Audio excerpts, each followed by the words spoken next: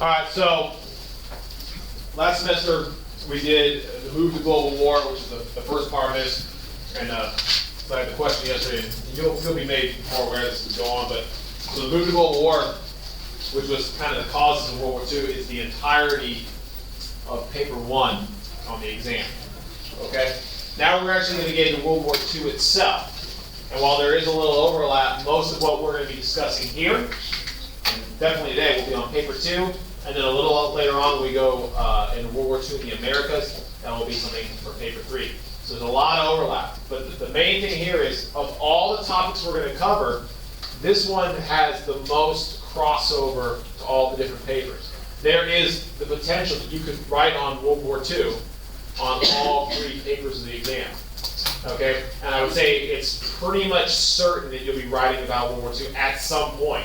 Okay? So everything we talk about is important, and we'll talk about strategizing for the exam later and what to really focus on. But you know, if you're going to have an option, you know, at certain times about wars, this is the one, because this is the one you're going to know the most about, and we're going to spend a lot of time. We're going to spend pretty much this entire month just talking about World War II because it was such a big deal. And of course, it leads into our next topic, which is the Cold War. So you can't understand one without the other, just like you can't understand this without World War I. So, all right. So the first thing we're going to talk about is we're going to look at war in Europe. Now, the way we're going to approach World War II is kind of the way we did the move to global war.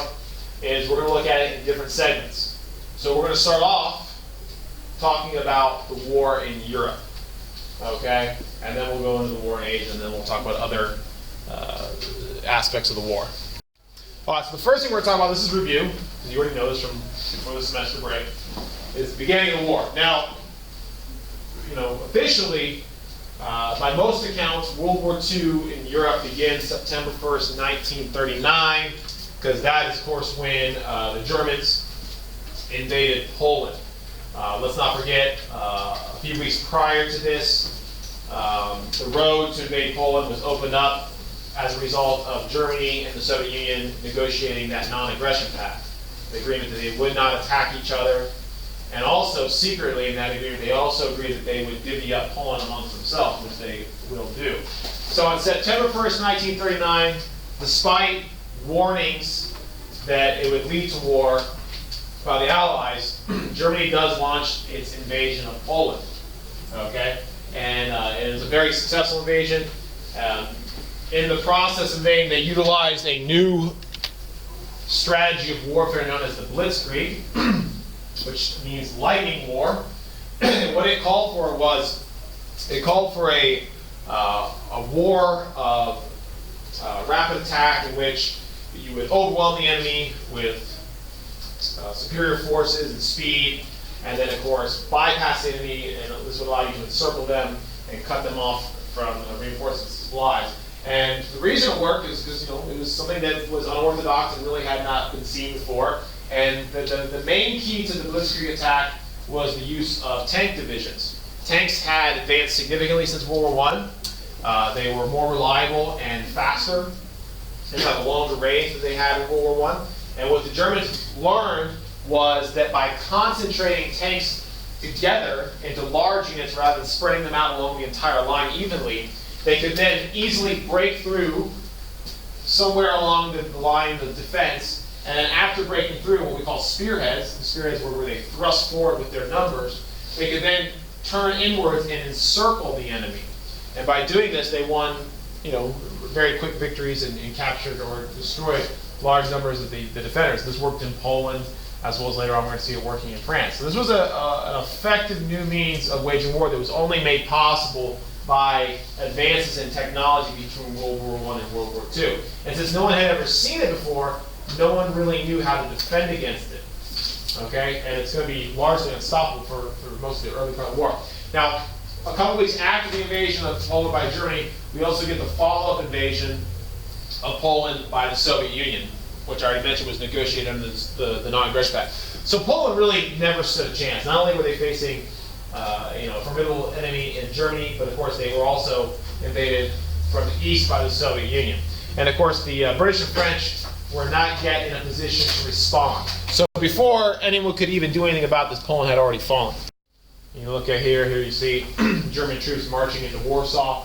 So Poland, and the other thing is Poland was no pushover. Poland was a large country that had a sizable modern military.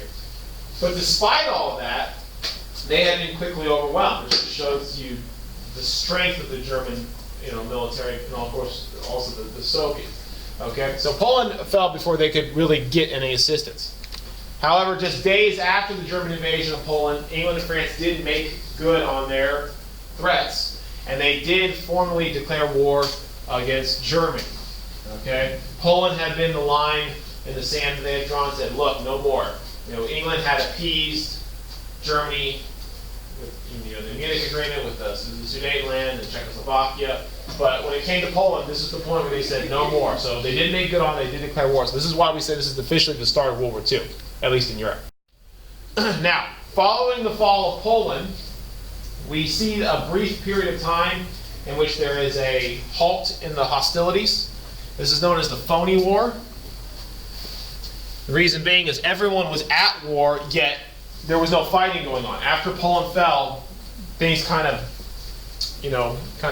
stopped for a little while as England and France were making preparations for war to defend themselves, and Germany was, of course, solidifying its position and getting ready to move against the West.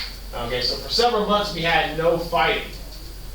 Okay, but you can see that the propaganda poster here, both the British and the French, they were preparing for the eventuality of an all-out total war. You can see this poster. This is a poster encouraging civilians to carry their gas masks, which were being distributed amongst the civilians because there was a fear that in a total war that there would be attacks on the home front and that gas might be used. Luckily, gas was not used, but you can see at the very beginning of the war there was that possibility, so they were preparing for that. So during the Phoney War, everyone was kind of just sitting around waiting, watching, see what Hitler's next move was going to be. Okay, now where the British and French were active was along the the eastern border between France and Germany. Okay, during the interwar years, France had built up defensive fortifications along its border with Germany, okay, in order to prevent another war. Okay, they had done this after World War I because in World War I, of course, they had been invaded and most of the war had been fought on French soil. So this is known as the Maginot Line. The Maginot Line refers to the series of fortifications built by the French, mostly along the German border, but also extending all the way up into the Belgian border because, of course, in World War I, the Germans had come through Belgium, so they needed to defend there as well. Okay, so they did this. They built static defenses, artillery emplacements, machine gun nests, bunkers, things like that, tank obstacles. So this was done in order to prevent a German invasion. Okay, this is where, of course, also the British and the French were mobilizing their manpower to defend what they believed was the inevitable attack by Germany, which would come, but not until a little bit later. So they were preparing to defend themselves. They were not making offensive efforts. They were not in a position they felt to go on the attack, so rather they were simply defending. So we'll talk more about the Maginot Line here in just a minute, what happened. Now, while all that was going on, the Soviet Union was also active. I will talk about them. So in addition to splitting up Poland with Germany, the Soviet Union also, during this time period, was also looking to take land of its own. Okay? So while everyone was preoccupied with Germany, the Soviet Union was reoccupying land that it had lost as a result of World War I. So the Soviet Union launched invasions of the Baltic states.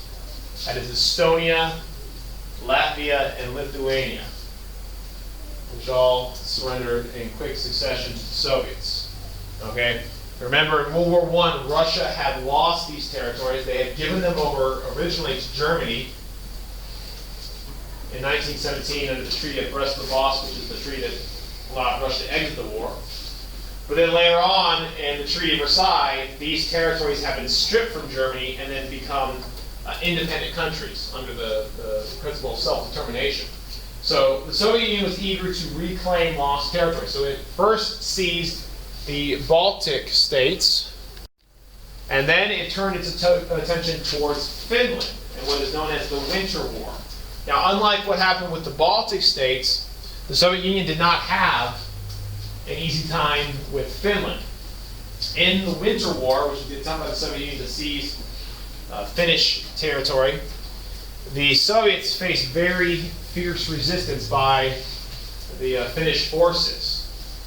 And the resistance was a lot more difficult than they had anticipated. The Soviets took very heavy losses in this war, largely because their military, the Soviet Union military, had been decimated as a result of Stalin's officer purges, in which he had arrested and killed many of his officer corps because he feared them as rivals. But also due to the conditions of the war, which the Finnish soldiers were better prepared for. Okay, you can see the winter fighting conditions. So ultimately, the Soviet Union will win this war. Okay, it will be a Soviet victory, which was expected because the Soviet Union was a much larger, more powerful country. However, they take very heavy losses, and they end up, while winning the war, the losses they take are so heavy that they really are looking for a way out. So the result of the Winter War with Finland is that the Soviet Union is arguably the winner. Okay, you see the Peace of Moscow ended it, March 12, 1940. So as a result, 10% of the Finnish territory was transferred over to the Soviet Union. However, the effects of the war devastated the Soviet military. So despite being outnumbered and outgunned, Finnish troops devastated Soviet forces. As I mentioned before, the Soviet army had went into the war already weakened by Stalin's officer purges, in which he had eliminated much of the effective leadership in the Soviet military already. And this was also a blow to Soviet military prestige. So as a result of this, we're going to see the Soviet Union is going to kind of rededicate itself to building up its military if it's planning to be able to fight and win a total war going forward, which they will need. Okay. Additionally, you can see that the Soviet Union was also expelled from the League of Nations, which by this time it was no longer really a significant factor, but they were kicked out of the League of Nations for being an aggressor. Now, what was the response to the Soviet Union's actions here by the Allies? Well, there really wasn't much of one. While the Soviet actions were condemned, the Allies were not in a position to fight for the Baltic states and Finland because they were too busy, preoccupied with the threat of Germany, which was the more immediate concern. So the Soviet Union is going to get a pass on these things from the global community. And of course, later on, when the Soviet Union joins the Allies, they'll be completely forgiven altogether out of necessity. Okay, so let's go back to Germany now. Now, the next step for Germany before taking on France and England, okay, was they decided to attack weaker nations so they could consolidate their power, seize resources, and bases of operations. So, following the fall of Poland, we see the German invasion of Norway and Denmark. Okay, you can see there both were invaded by both sea, amphibious lanes, and also by air. They dropped paratroopers in. So in a matter of weeks, both countries had fallen, which of course gave the Germans even more resources and manpower and bases of operations, which they could now wage war against Britain and France. And it just showed how powerful the German military was. The fact they were defeating these countries in matters of days and even weeks. Okay, and really no one was even able to slow them down. However, people did have high hopes that when they went up against the combined forces of England and France, which are two of the world's greatest powers, that there the Germans would be halted. Okay, now as a result of all these military failures, the inability to prevent German advances, in Britain, the political atmosphere was shifting, and in elections, in Parliament, we see that Neville Chamberlain and his government are swept from power, and in his place as Prime Minister, we see the introduction of Winston Churchill. And let's not forget, Churchill had been the most vocal opponent of appeasement in the years leading up to World War II. So he was, to many people, the logical choice because he had been an advocate for early resistance against Hitler. So going into a war against Germany, Churchill was believed to be, the best wartime leader available. And of course, he will be the leader of Britain for the majority of World War II. Not the entirety of it, but he's there for most of it. And he gets most of the credit for the leadership he shows during the war. He was a very effective wartime leader. Turns out he's a very good wartime leader. He didn't do so good in peacetime, we'll find out later. But he was very highly respected amongst the British people. Okay, so now comes what everyone was expecting. So you can see there, Also in 1940, Germany finally launches the invasion of France. Now, this was not unexpected. Everyone knew this was coming, and they just didn't know when or how the Germans were going to attack. And ultimately, you can see there, the Germans attacked, primarily they went through Belgium like they had done in World War I under the Schlieffen Plan, and attacked the French front where the Maginot line was the weakest. They simply bypassed the heaviest fortifications, which were down here along the German border, went through neutral Belgium in very quick order, and hit the French and the British along the French-Belgian border. And they did this also by doing what was thought to be the unthinkable. They managed to send their tank divisions through the Ardennes forest, which the Allies had believed that the terrain of the Ardennes was such that the tanks could not traverse the ground there, but they did. So by doing that, they managed to hit the Allies, kind of catch them by surprise.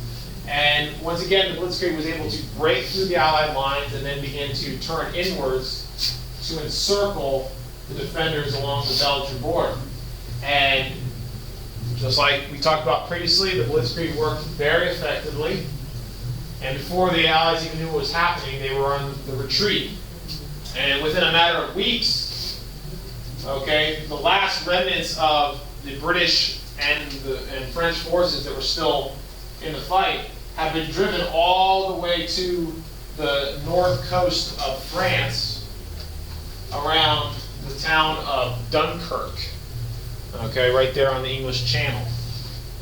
Okay, so this really looked like the end. Once again, everyone expected there to be this big battle. This is where the war would be fought, but really, in a matter of weeks, it looked as though the Allies were all but defeated.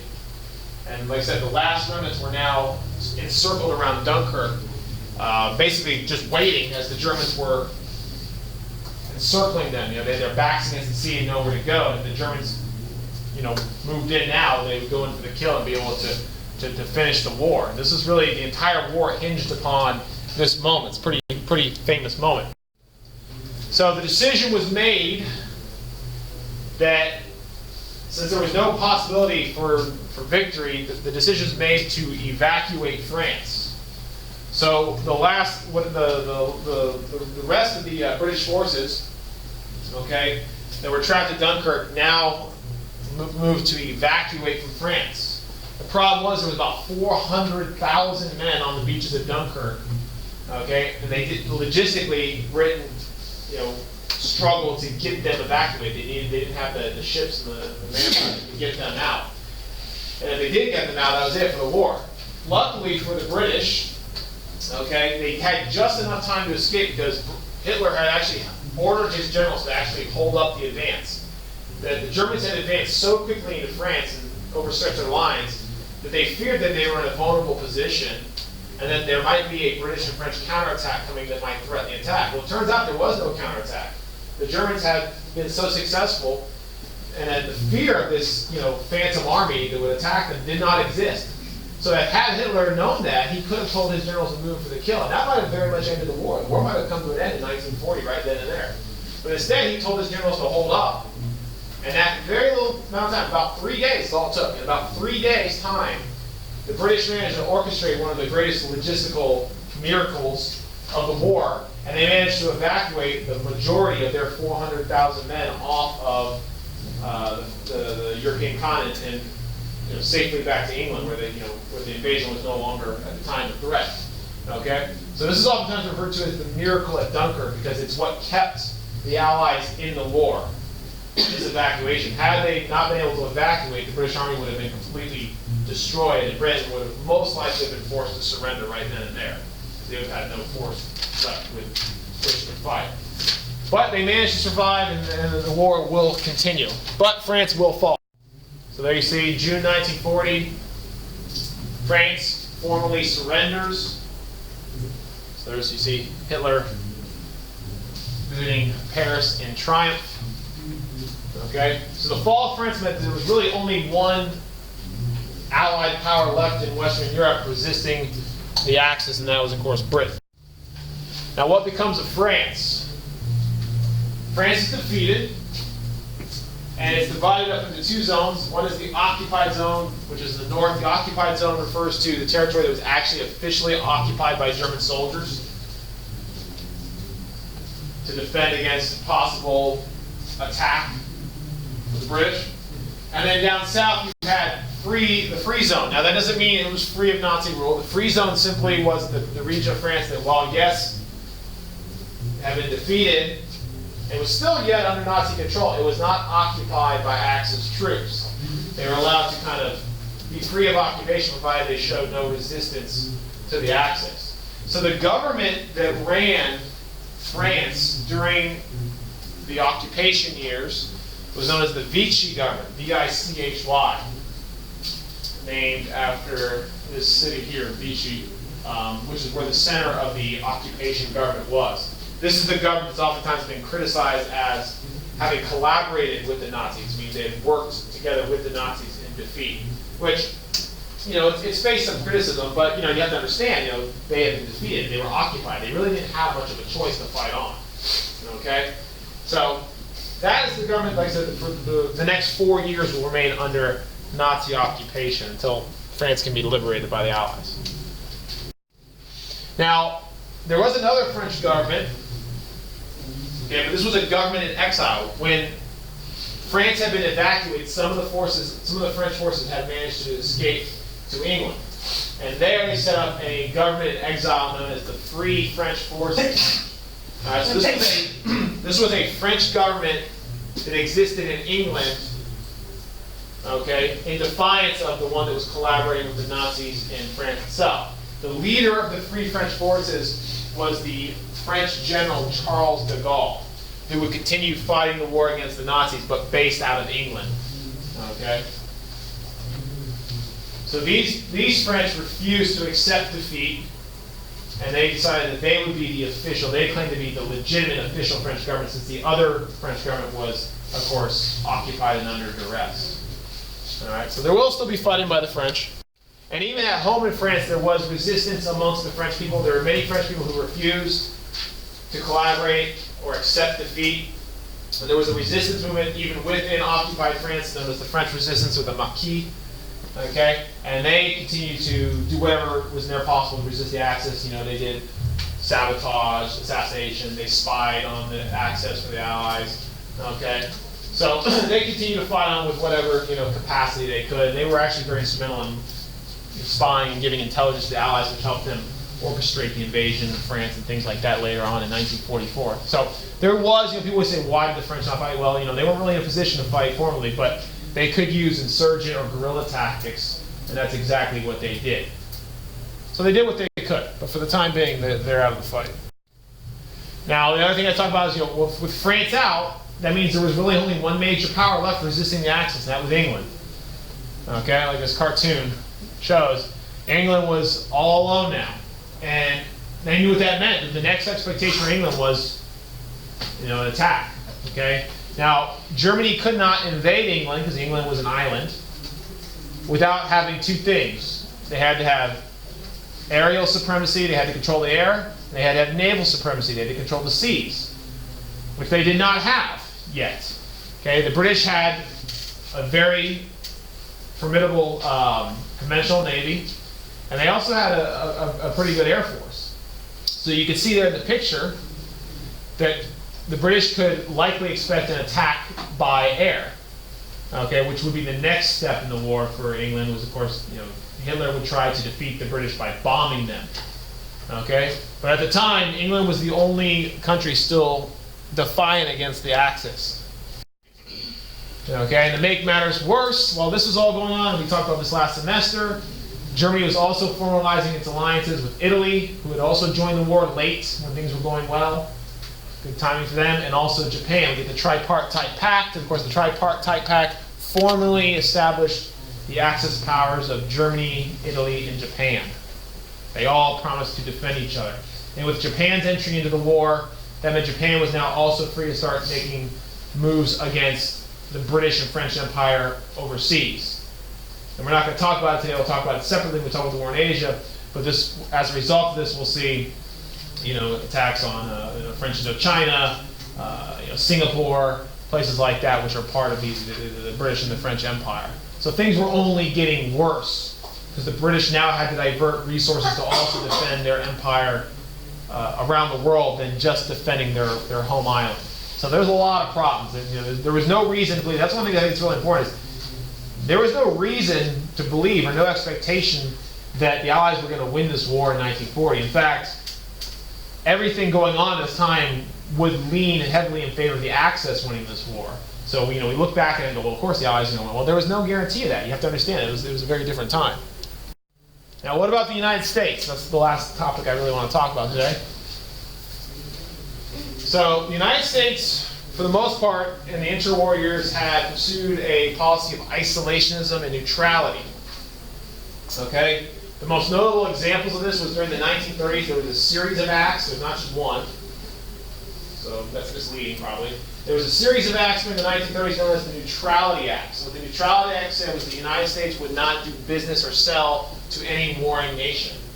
The purpose of which was to allow the United States to avoid getting pulled into another war like we had in World War I, in which trading with warring nations had ultimately forced our hand.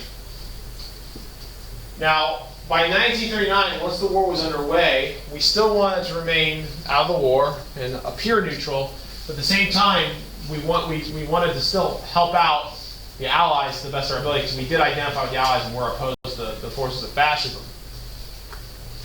So in 1939, our neutrality evolved into what is called cash and carry. Now, cash and carry would allow the United States to trade and sell weapons and goods to a warring nation. However, the rules on it were the country had to pay in cash, which meant no loans, because this was the Great Depression still, and we needed the money. We couldn't, afford to be paid back later. So they had to pay in cash, and they also had to carry the goods in their own ships. That way, no American ships would be threatened, okay, by the unrestricted submarine warfare or the blockades in the war. This way, we could sell goods to a warring nation, yet at the same time avoid being attacked and pulled into the war. Additionally, while cash and carry appeared to be neutral, because we would sell to anyone, theoretically, while cash and carry appeared to be neutral, the reality of the situation was it really only applied to the Allies. And the reason why is only the Allies had the naval capabilities of escorting their ships safely across the Atlantic and getting the goods. So we were still neutral, but we were really only benefiting the Allies, which is the way we wanted things. Okay? Now you fast forward one more year, 1940, we get another action to help the Allies. This one is a lot more, in favor of the Allies because it only affects them. And that is the Destroyers for Bases Agreement.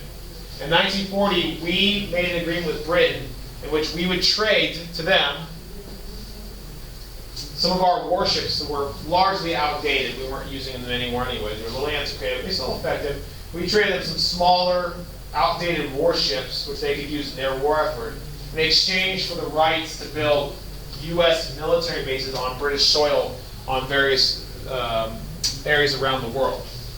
So this gave us the right to build the bases. They got the ships, so that benefited them because they needed them at the time.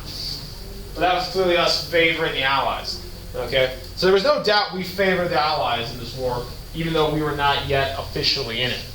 Okay, because most of our deals benefited the Allies, not the Axis. Okay, so we're slowly moving away from neutrality and moving towards being involved in this war. However, majority public opinion, you got to know this is very important, at this time and all the way up through 1941 was adamantly opposed to the United States actively fighting this war. Okay? Remember, it took a sneak attack on the United States to finally pull us out of our isolationism. We were more than happy to sit this one out. Okay? So, understand, we never came to that decision until we were forced to.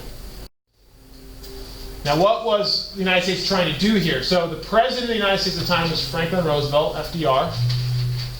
And as he put it, okay, he wanted to make us the arsenal of democracy. In a speech he referred to the United States, he once said, we are going to be the arsenal of democracy, meaning we are going to provide the weapons and guns and tanks and bombs necessary to defend democracy. We will not fight necessarily ourselves, but we will give the democratic states of the world whatever they need to preserve democracy.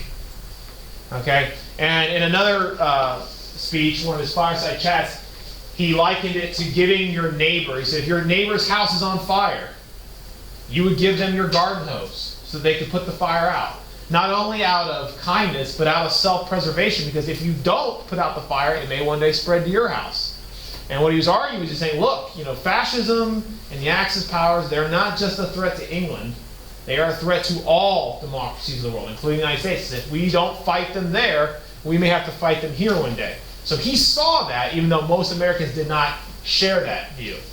Okay, when Roosevelt gave his speeches encouraging Americans, increasing our involvement in World War II, he was oftentimes condemned by the American public, even by his own party sometimes. So while he was an incredibly popular president that most people supported, oftentimes when he spoke about the United States getting involved in war, he faced a lot of hostility from his own country. Americans did not want to be in this war, especially after seeing what the Germans had done already and saw how dangerous they were.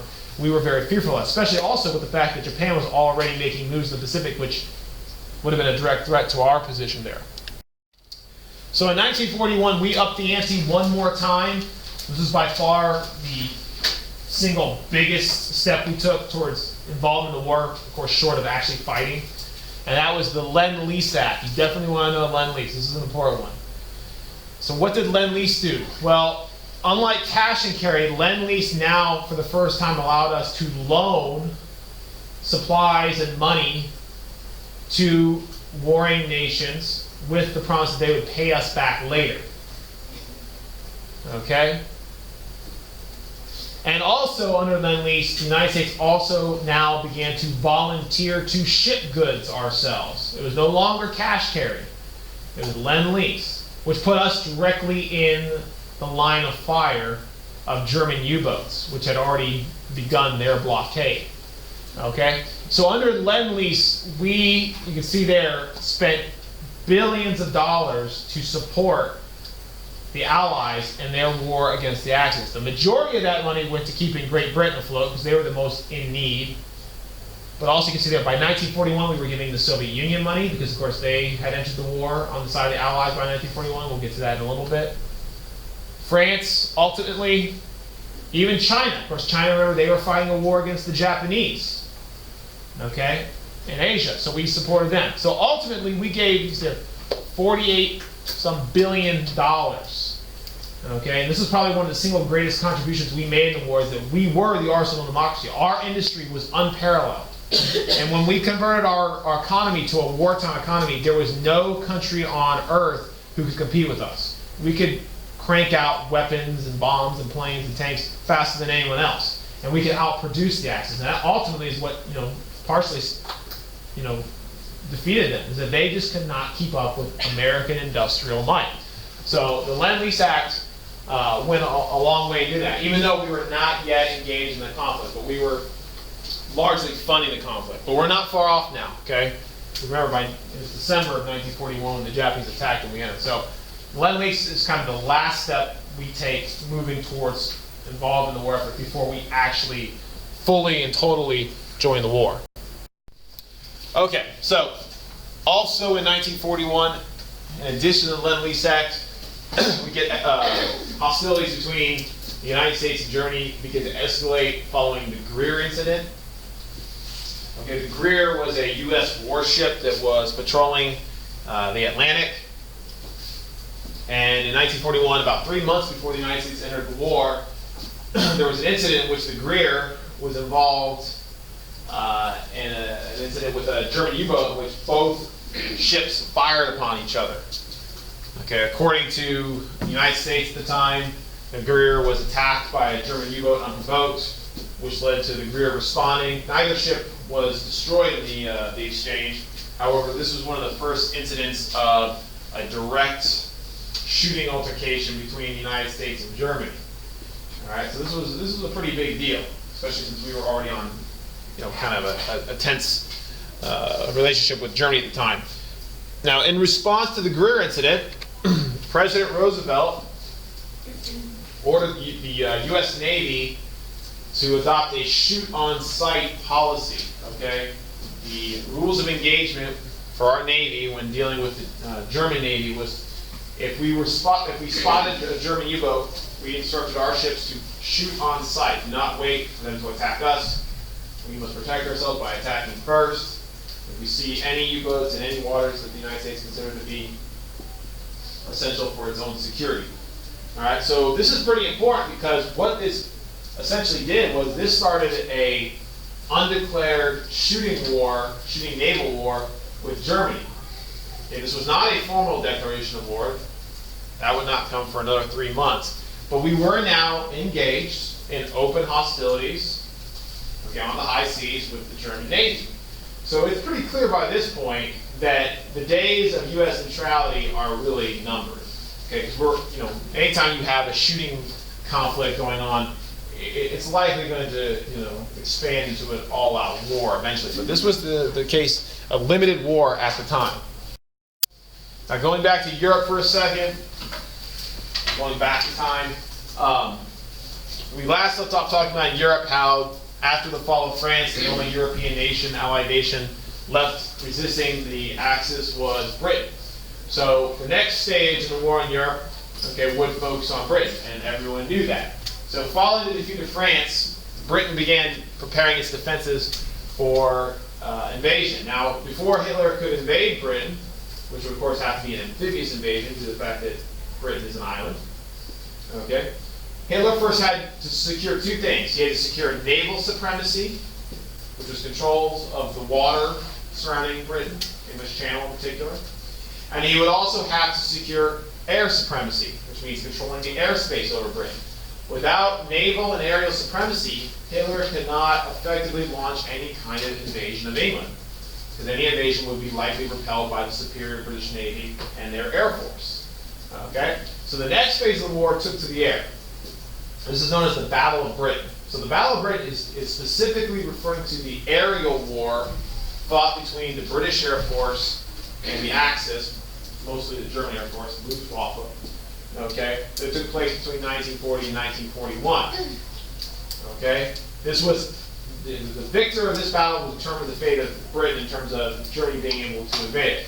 Now, ultimately, we'll get to more details in a minute. Ultimately, this battle is considered to be an Allied or British victory because the Germans were unable to achieve their objective, which was total aerial supremacy over Britain. Okay? And without that aerial supremacy, it would mean that Germany would never be able to actually invade the British Isles, which they never did. Okay? Throughout the entire course of the war, Britain was not invaded. Now, it didn't mean that they were completely safe. Okay? Because part of the battle for Britain was not just fighting between the two air forces, but also, as you can see here, there were aerial attacks on British civilians. During the Battle for Britain, okay, German bombers repeatedly targeted British cities, like you see here, the bombing of London. Okay, this was done in an effort to kind of bring down the British morale and force them to surrender. Okay, so this is where World War II really starts to branch out more and more into total war when we consider the attacks on civilians. Up to this point, there really not had been really significant sustained bombing campaigns of cities, civilian targets. This is where that begins. It begins in 1940 with the BLITZ. The BLITZ is an aspect of the Battle of Britain. It's not separate, it's part of it. But the BLITZ specifically refers to the bombing of British cities. So in addition to the German Air Force targeting the British Air Force, they were also targeting civilian populations like you see here, which forced the civilians of Britain to, in many cases, take refuge wherever they could. You see here the picture on the right, that's people actually taking shelter in the Tube, which is the underground subway that exists there in London. So they actually converted that into a bomb shelter. But in addition to that, people had bomb shelters in their homes and in their basements, things like that, because these attacks were coming regularly. Okay? So And as a result of this, the war now began to enter into the total war phase, and both sides, including the Allies, now began to target each other's cities. Okay, in retaliation for the Blitz, the British would also begin the bombing campaign of Axis cities. So this is where the death toll we're going to find in World War II really takes off, because the majority of people killed in the war are civilians, and most of those come through bombing campaigns. Okay, so this is an incident of total war. Now, ultimately, I already said the Battle of Britain was an Allied victory. Okay, and there are some various reasons why the British were able to succeed. Okay, and the Luftwaffe of the German Air Force was defeated. One of the issues is that German bombers oftentimes did not have adequate defenses, because the fighter support, fighter planes, which are smaller, more maneuverable planes that are used for shooting down other planes. Okay, oftentimes fighters were not able to accompany long-range bombers deep into Allied territory, which meant the bombers were, in many cases, undefended and were easy targets for the British Air Force. Okay, new technologies like radar also allowed the British to detect incoming German bombers, and this way they could direct their limited resources, okay, in the most effective way possible to destroy German bombers. And this one's very important as well. You definitely want to know this, because it's considered to be one of the more significant mistakes that Hitler made. At some point during the Battle of Britain, Hitler ordered his generals to begin shifting their focus away from attacking Air Force targets like Air Force bases and landing strips and things like that, and begin targeting civilian sectors. Now, why is this significant? It turns out that Germany did have Britain on the ropes. Had Hitler continued focusing on destroying British air bases, it is possible he could have crippled the British ability to defend themselves by air. Okay? And they were really in a bad shape when they decided to direct their bombings towards cities. When they began bombing cities, it allowed the British to have a little time to rebuild and get their air force back up, in the air, and be able to defend themselves. So this is considered to be one of the crucial mistakes he made. Not to mention, by bombing cities, he opened up the door to total war, which the Allies would then use against the Axis to great effect as the war went on. Okay, so anyways, what was the overall result? Because Hitler was unable to gain air superiority over Britain during the Blitz, the Battle of Britain, okay, he became frustrated, and he decided he couldn't have this war stall out like it was. So he now began preparations to move in the east and make an attack on the Soviet Union, which was something that he had been wanting to do for quite some time. Okay, so he's going to take Britain, he's going to put them on the back burner and say, okay, we'll deal with you later, but right now I'm going to go direct my attention toward the Soviet Union, which ultimately will mean he's creating, not just yet, but will have created a two-front war, which is not a situation you want to be in. And despite many of Hitler's generals thinking this is a bad idea, at this point, Hitler was not someone you could really argue with. Okay, he was in complete control. So he's going to turn his attention toward the Soviet Union, which is going to be his single biggest mistake. No doubt about that. Attacking the Soviet Union is really going to be his undoing. He may not know it at the time, but it will be. All right, so let's talk about that. So following the inability of the Germans to defeat the British, Hitler now orders his generals to turn against the Soviet Union. Okay, so in September of 1941, June of 1941, we see Operation Barbarossa go into effect, which is the German invasion of the Soviet Union. And this came as a complete surprise to everyone, even though there was animosity between the Germans and the Soviets. Hitler had seen the communist world as being an ideological enemy of fascism. The fact that Hitler had betrayed the non-aggression pact that he had signed with Stalin was shocking to everyone. Okay, and of course the Soviets themselves were caught by total surprise. And before they could even kind of marshal their forces, the German blitzkrieg was already pushing deep into Soviet territory. Once again, the blitzkrieg was used, rapid attack, okay? And you can see from this map that over the course of the blitzkrieg, the German forces managed to push hundreds and hundreds of miles deep into Soviet territory, okay? Even pushing as far as threatening Moscow.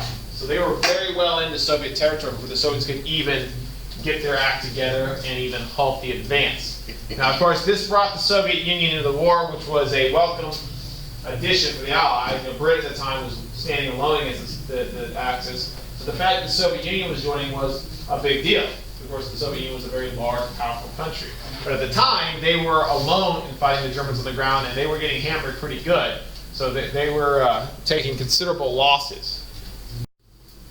Now, also going on, we'll come back to that in a minute, around this time period, see this is August 1941, the United States is, once again, moving closer and closer to a wartime footing. In 1941, the United States and Britain got together and they drew up a document known as the Atlantic Charter, Roosevelt, Churchill. Okay? Now, the Atlantic Charter is not an alliance. Okay? What it is, it was simply an agreement that the United States and the British had common aims in the war. Basically, the United States said, we want to see the same things that the British do in this war. We want to see the Axis defeated, and we want to see democracies restored. And basically, they listed a bunch of points. It was very much similar to the 14 points. They listed all these things that they wanted to see happen as a result of the war, and why the war was actually being fought. Okay? So why is it important? Well, the Atlantic Charter shows, even though we're not at war, that the United States was in line with the ideals and the goals of the Allies.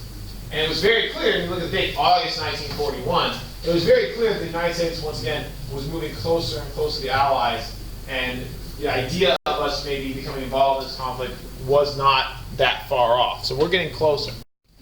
Now, I want to go back for a second, because I want to talk about how the United States got involved, and I'm skipping around a little bit. And we'll talk more about this stuff in Pacific in detail, but I want to mention it now, because we're about to talk about the United States. Okay? Now, one of the reasons why the United States agreed to the Atlantic Charter and was so close to the Allies is because not only did we fear the forces of fascism in Europe, we also saw what the Japanese were doing in the Pacific. And of course, in 1940, when the Japanese joined the Axis powers and the Tripartite Pact, the Japanese now began taking action against the Allies in the South Pacific. So, for example, when Japan invaded the French Indochina, this was cause of concern to us because we saw the Japanese moving and expanding in that territory, which might even threaten American possessions there. Okay? So this is when the United States began to crack down on the Japanese. So the Japanese, of all the Axis powers, the Japanese are the ones who most directly threatened our status in the world. Okay, due to the fact that they were expanding into the Pacific, which is where our empire was also established. So following Japanese aggression in the South Pacific, okay, this is a review from last semester. This is when the United States began to take economic action against the Japanese. We began to embargo important trade materials. The most important of which is when we embargoed oil. Oil was by far the most crucial resource that the Japanese bought from the United States. 80% of their oil came from us. So when we cut them off from our oil, it put them in a very precarious situation, which was they either had to halt their war, which was going on in China and places like that, which was not acceptable because their entire way of life now at this point revolved around the idea of a war of aggression. The public would not stand for that. Or they could then try to take the resources they need to win the war by force, which they knew that if the Japanese began attacking British colonies, inevitably that would bring the United States into the war. So the Japanese were stuck between a rock and a hard place. They didn't know what to do. So realizing they couldn't end their war, and they couldn't go on without the resources, they decided that they were going to have to wage a war of aggression against the British and maybe the United States. And knowing that full well either of these decisions would bring the United States to the war, the Japanese began now formulating a plan to attack the United States, hit us first before we were prepared, so they could deal us a crippling blow so they could then go on and basically achieve the resources they need to win the war. So you guys know what happens next. We already went over this last semester. So December 7th, 1941, the Japanese launched a sneak attack on Pearl Harbor. Okay, they attacked us while at the same time they had people in Washington, D.C. negotiating to maintain peace. So while we were under the impression that the Japanese wanted to make peace with us and avoid war, they were actually secretly making plans to launch this attack. And of course, as you already know, the attack was very effective. Within a matter of hours, most of our Pacific fleet had been destroyed. Okay, the only lone bright spot of the whole thing was the fact that our aircraft carriers were out to sea running maneuvers. They were spared. their destruction. Okay, but for the most part, most of our Pacific fleet was disabled or destroyed in this attack, which meant for the next 6 months, we were really not in a position to be able to respond to further Japanese aggression. And following the attack on Pearl Harbor, we saw subsequent attacks on other American holdings. For example, an invasion of the Philippines came next. Okay, so this was a pretty serious blow. And of course, you also know that following the attack on Pearl Harbor, which was December 7th, okay, you can see there almost 3,000 people killed. There's some more pictures. There's the Arizona burning. On December 8th, Franklin Roosevelt went to Congress, informed them what had happened, and asked for a declaration of war. And of course, they very quickly came back and gave him one. So we declared war on Japan, and of course, Japan's allies then, of course, declared war on us. So we were now at war with the Axis, Japan, Germany, and Italy. Now, despite the fact, and this is sometimes surprising, despite the fact that the Japanese had attacked us and brought us to this war, a strategic decision was made by Roosevelt that we needed to devote most of our attention and most of our focus to first defeating the Axis in Europe. Okay, we would have to fight both wars simultaneously. There was no doubt about it. We would have to send some of our resources to the Pacific to stop the Japanese, and we'd have to send resources to Europe. But at the time, the utmost concern was keeping our allies alive in the fight, and that meant focusing the bulk of our resources on Europe. So the Pacific, we did fight there, but our primary focus for the time being, even though the Japanese attacks, would be on Europe. Okay, so let's talk about that a little bit more. So the United States now was in the war. By early 1942, we were fighting. Okay, and things had changed significantly already. In the span of 1 year, we went from Britain being the lone allied nation, really, to now Britain, the Soviet Union, and the United States. Okay? Now, when we joined the war in 1942, things were not looking great. You see, everything you see in orange and red on this map was Axis-controlled territory. So they control most of Europe. And as you can see also, large parts of North Africa. And they were continuing to push further east into Soviet territory. So things were not looking too great when we entered the war. Even though there was now, some optimism because the United States and the Soviet Union had joined the British. At the time, the situation certainly, it appeared, favored the Axis. Okay?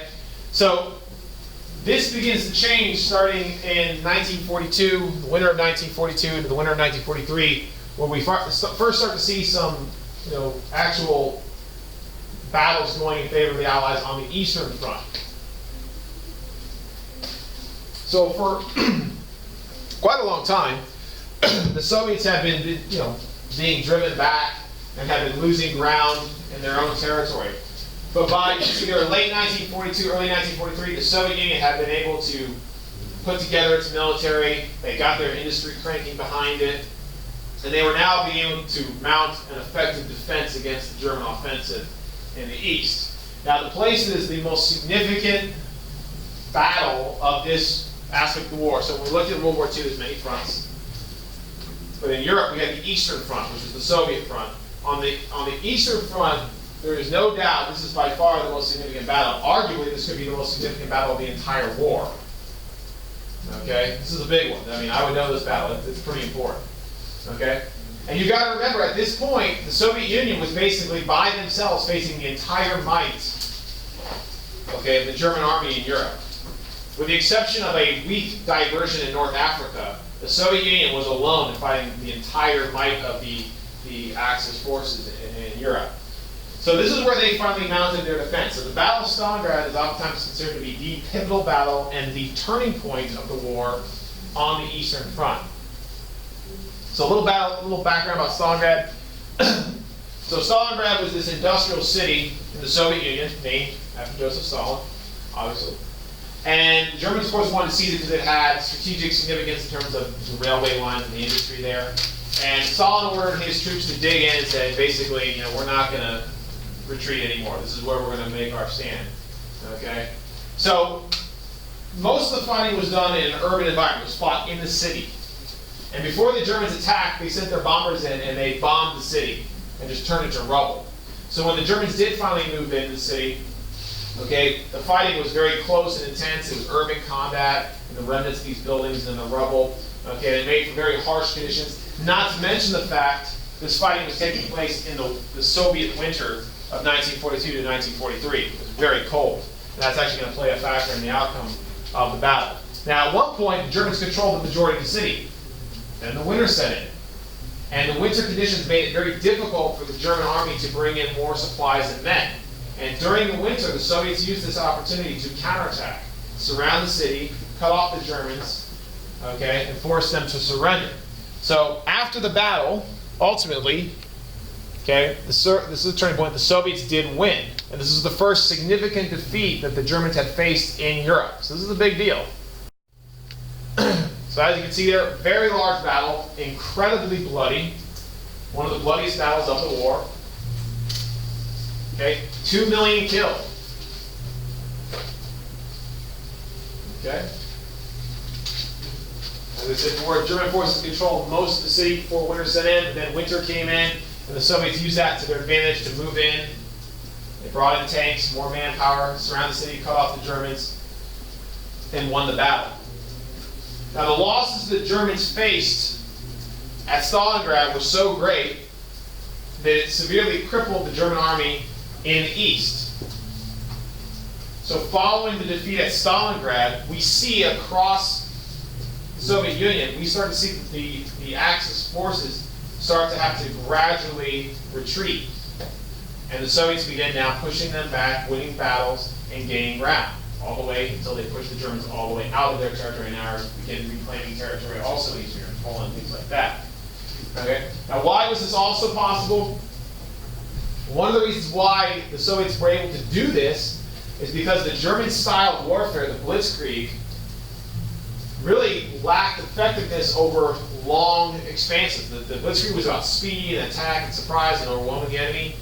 This had worked in the past because France is a relatively small country. Poland is a relatively small country.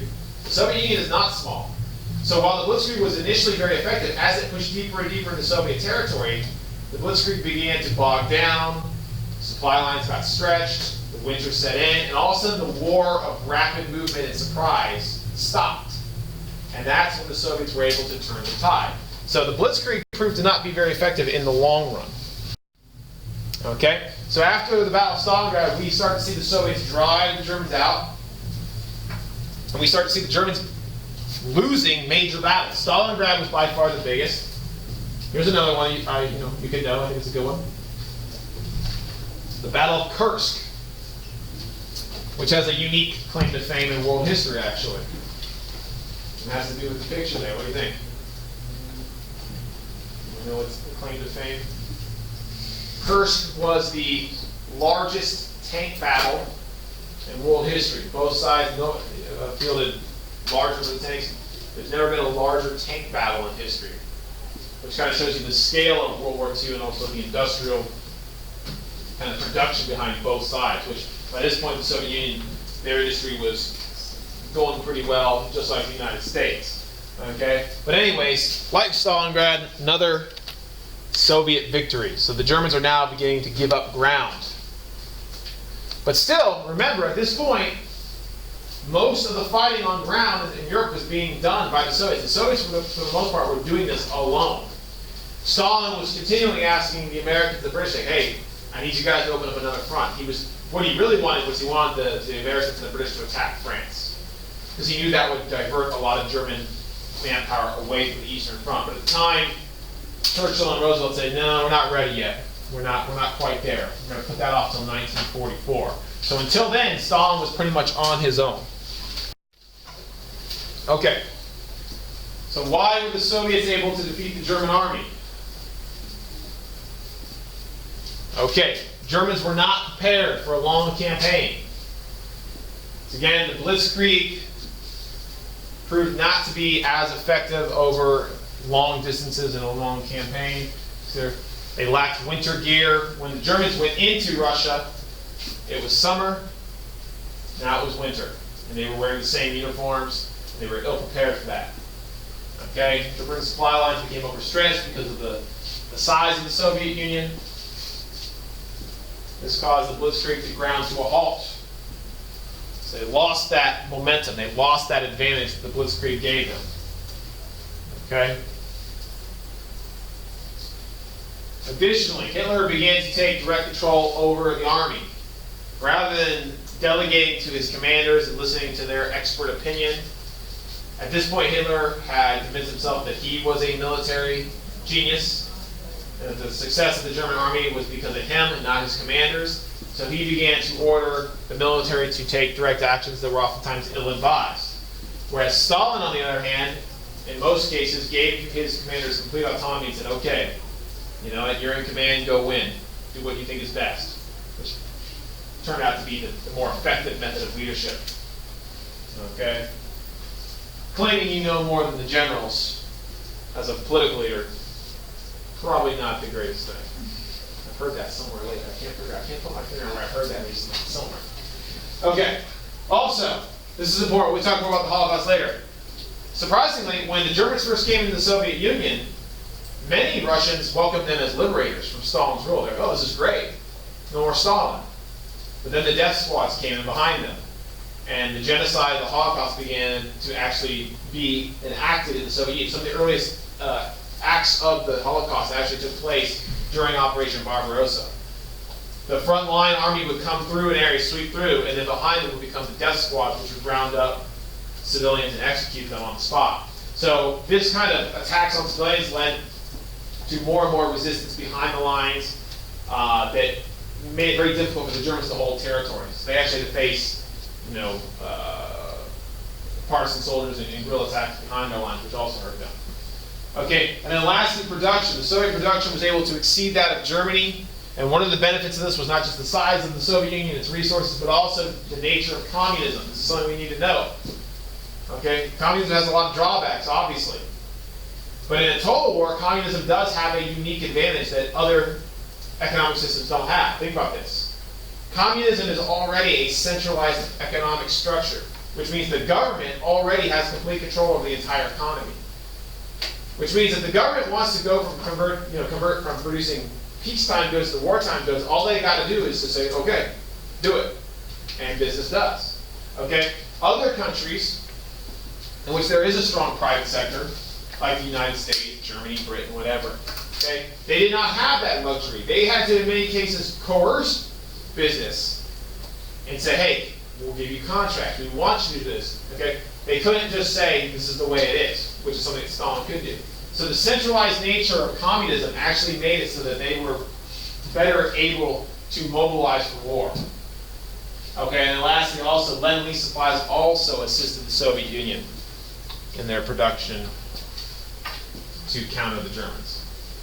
So anyway, these are all reasons why the Soviet Union was very effective. But remember, this came at a great cost. Because the Soviets were not as prepared as the Germans, and because they were facing, you know, the full German forces pretty much alone, they took very heavy human losses to win these victories. And you know, like I like to point out, you know, at the end of the war, for example, here's a good statistic.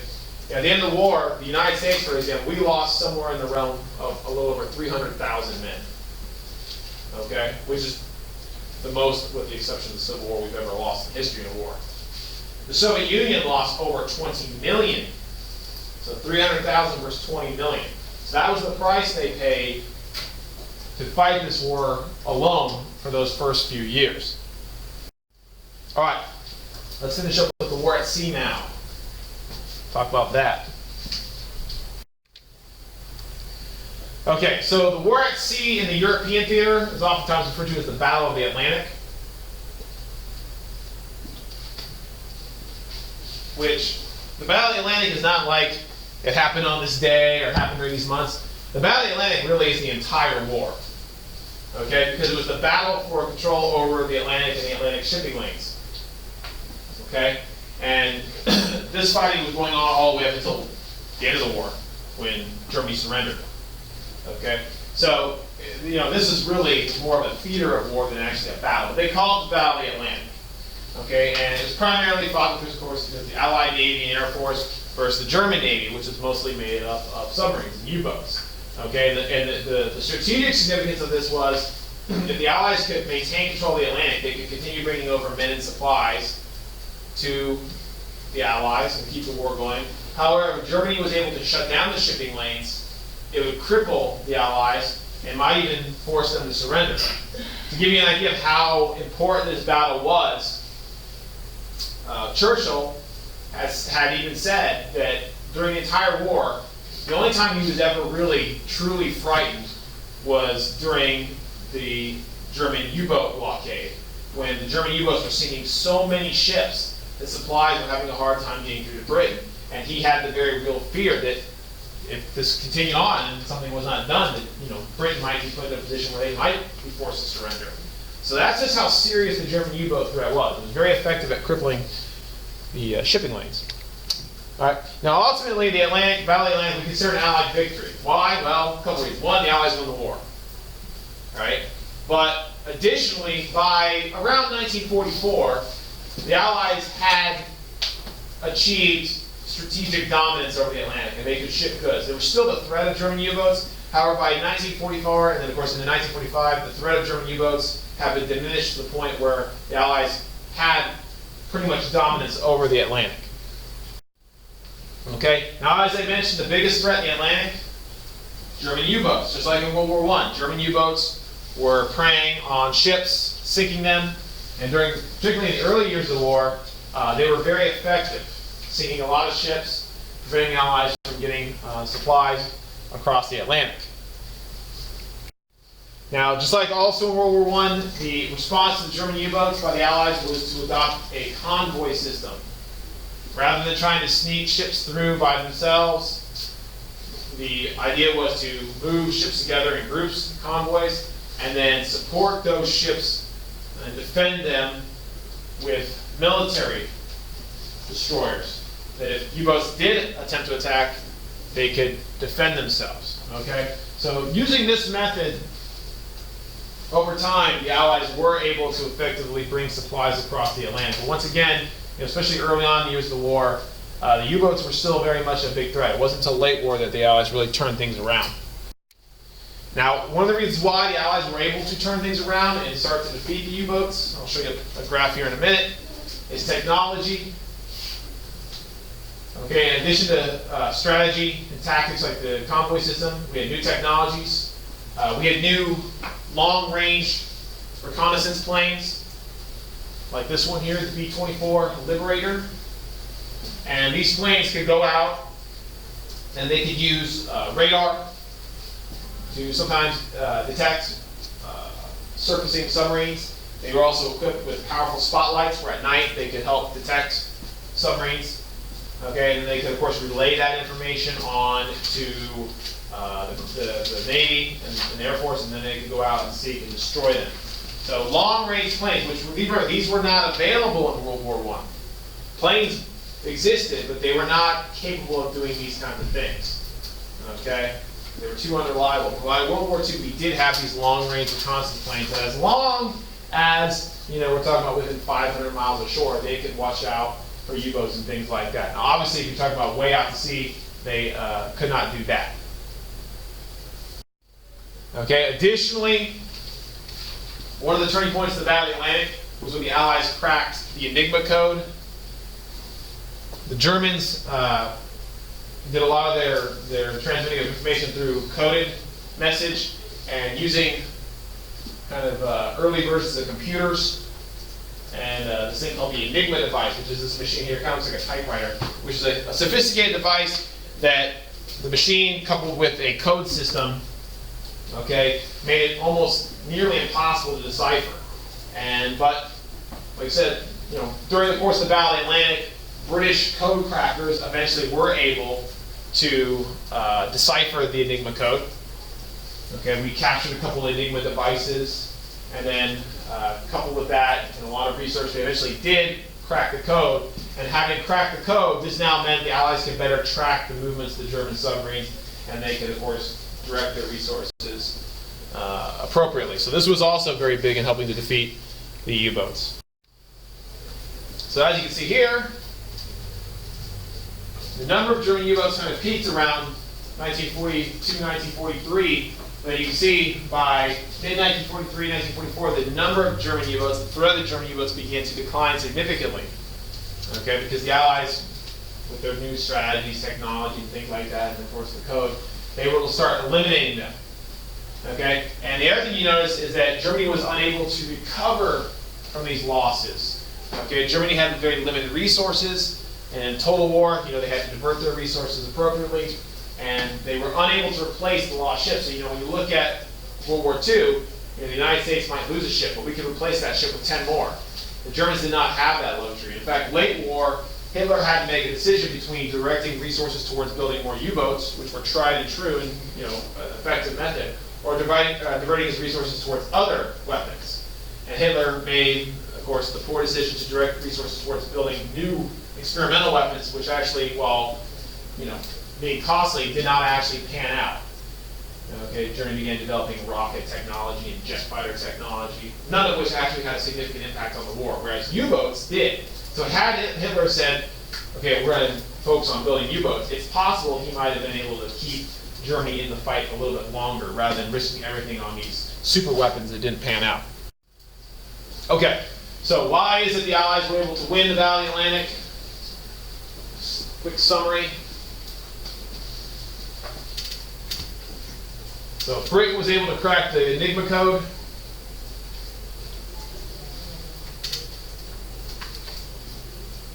Convoys were protected by armed escorts, equipped with the technology, sonar, radar, high-frequency direction finder, which is a kind of a radar type technology for detecting, or sonar type technology for detecting the submarines. Okay, air power was also effectively used to destroy German U-boats for detection and attack. And very importantly, the Allies were able to replace their lost ships. We cannot underestimate, or overestimate, I guess, the industrial capacity of the Allies, particularly the United States.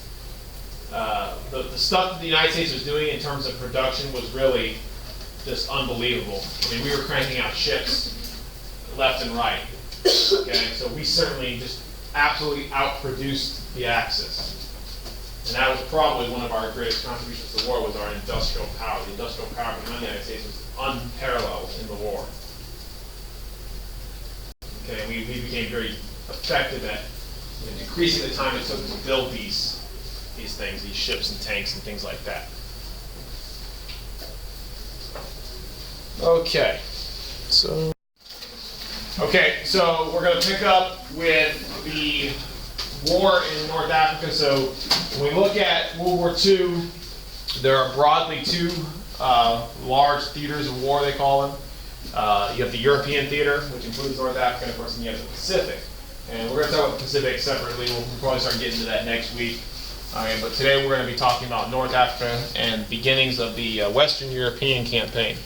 So let's look at this map to kind of get an understanding of where we're at.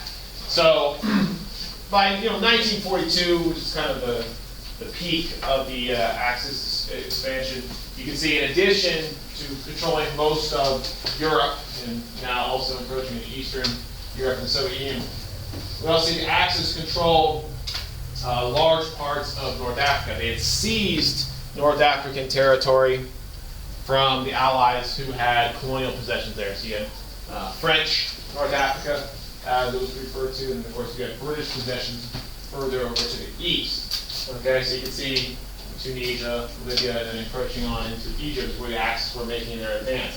So this is kind of the area where the Allies made their first successful stand. After the fall of Europe, the Allies began devoting a lot of resources to trying to stem the Axis expansion in North Africa where they could. So a couple battles you know. This is by far, I would say, the most important of all the battles in North Africa. So if you know any of them, just know this one, I would say. So you have the Battle of El Alamein, and the significance of this is the battle which oftentimes is considered to be the point in which the Allies halted the Axis advance in North Africa. At the time, the Axis were moving eastward. They were threatening British-controlled Egypt, and were threatening to take the Suez Canal, which was a vital waterway that was strategic to the Allies in the war.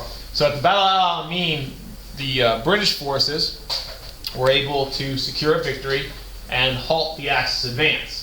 And then, of course, following that, we start to see the Allies begin to gain ground and start to slowly but surely force the Axis back out of North Africa. And one of the reasons why this was possible had a lot to do with what was going on in the war elsewhere, particularly in the East. The Soviets at this time, we already covered this, were giving the Germans a lot of trouble. The Battle of Stalingrad was already underway and would be, kind of finishing up early 1943. And the Germans had to devote a lot of manpower to the Eastern Front, so they could not devote their full attention to North Africa. So they had to kind of pick and choose. And because of the needs in the Eastern Front, the North African campaign kind of got forgotten in a lot of ways by the Axis and allowed the British just kind of to gain some victories there. So this is kind of important because it's the beginning of the Allies getting some success in the European theater.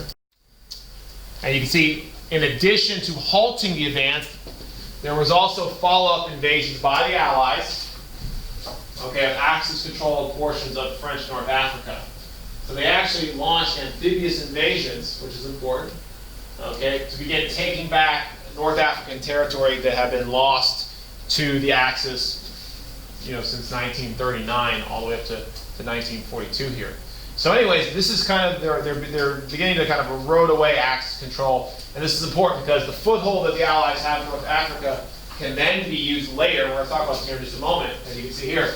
This territory can be used as a base of operations to launch subsequent invasions into Southern Europe, which is going to be the next major target of the Allies. So the kind of general rule to remember is with the Allies is the way they approached the war was they decided to hit the Axis where they were weakest first. So first they focused in on North Africa, and then of course on Southern Europe, Italy, and then of course once they had gains of strength, then they were ready to take on the Axis where they were the toughest in Western Europe.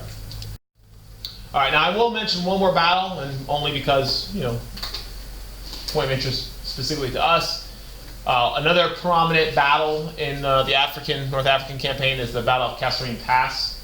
And the reason why I even mention it, it doesn't have a lot of huge significance on the outcome of the entire campaign, but this is the first battle of the war in this theater of war in which Americans participated. This is the first time American troops actually engaged Axis forces in the European theater. All right, and it was a wake-up call because we were defeated in this battle. This was an Axis victory. Our troops were not battle-tested. We were still new to the war. While we were getting deeper and deeper involved in the Pacific, which we'll talk about later, this is kind of our entry to the war against the Germans. And we learned very quickly that we were not yet fully mobilized and prepared for war. And this defeat kind of shook us, and it was a realization, hey, we need to take this more serious, and we need to get some more manpower over there. And one of the results of the defeat at Kasserine Pass is we actually had some change in leadership. And the Allies, the Americans, brought in George Patton. George Patton, who was an American general, came in, and he kind of took command of a large amount of the forces in the North African theater, and he kind of began to whip the American troops into shape and turn them into an effective fighting force. And he would go on to become one of our better generals of the war, not only in North Africa, but then following up in Sicily and Italy, and then later on even in Western Europe. Now, in addition to Patton, who was probably one of our more well-known generals, and arguably maybe one of our best, on the British side, they also had an effective general who was a huge part for the reason why the Allies were successful in North Africa, and that was Bernard Montgomery, or Monty as they referred to him. Both Patton and Montgomery were mostly known for being effective armor commanders. They commanded tank divisions, and it kind of showed the significance that armor and tanks played in World War II, but not just World War II, but in North African theater. Tanks were a huge factor in North Africa because the terrain was very much open and desert-like, and in those kind of, that kind of terrain, those kind of conditions, armor is very effective. So a lot of the success in North Africa we owe to these guys, and also to the innovations made in tanks and tank warfare. So they were very effective. Now on the other side was probably what is considered to be the Germans' best general. He's usually regarded by history as being their best military mind. We have Erwin Rommel, very famous German general or field marshal Erwin Rommel. They nicknamed him the Desert Fox. He got that name for his successes in the North African campaign. Okay, also considered to be an innovator and expert in the field of tanks. Okay, and of all the German generals, he's one of the ones that kind of is, even today, who gets a pass and is very fondly remembered and doesn't get a lot of the hate. Because though he fought for Germany, he was not, there's been a lot of studies and people argue this, but it would appear that he was not entirely devoted to the Nazi cause. So kind of like how Robert E. Lee, we talk about the Civil War, he gets a pass, like people still respect Robert E. Lee even though he fought for the South, but he wasn't hugely, overwhelmingly in favor of some of the evil things the South did. In Germany, Rommel kind of gets a pass because it would appear as though he was not an enthusiastic supporter of a lot of the evil stuff the Nazis did in the name of genocide. And of course he ultimately, just to tell you what happened to him, he ultimately was forced to commit suicide by the German government because he was accused of being involved in a plot to kill Hitler. And it's not even clear whether he was actually part of that plot, but accusations were made and he was forced to eventually kill himself. So because of that, tied to that, he's kind of got to give him a pass historically. But anyways, he is generally regarded as probably being their best general. And he will play a role later on also in the invasion of France. Okay, so let's finish up the North African campaign. So by May of 1943, the Allies had secured all of North Africa. So this was the first successful, in total, campaign the Allies had in the European theater. Strategically, it prevented Egypt and the Suez Canal from falling to Hitler, which would have been a major blow to the Allies. Gave the Allies experience in large-scale seaborne offensives, which is going to come in handy later because, of course, we're going to have amphibious landings in both Italy and in France. So that was key, getting experience there. And North Africa provided a base of operations for the Allied invasion of Italy, which was the next target. So the next target by the Allies after taking North Africa would be to attack the weakest of the Axis powers, which would be Italy.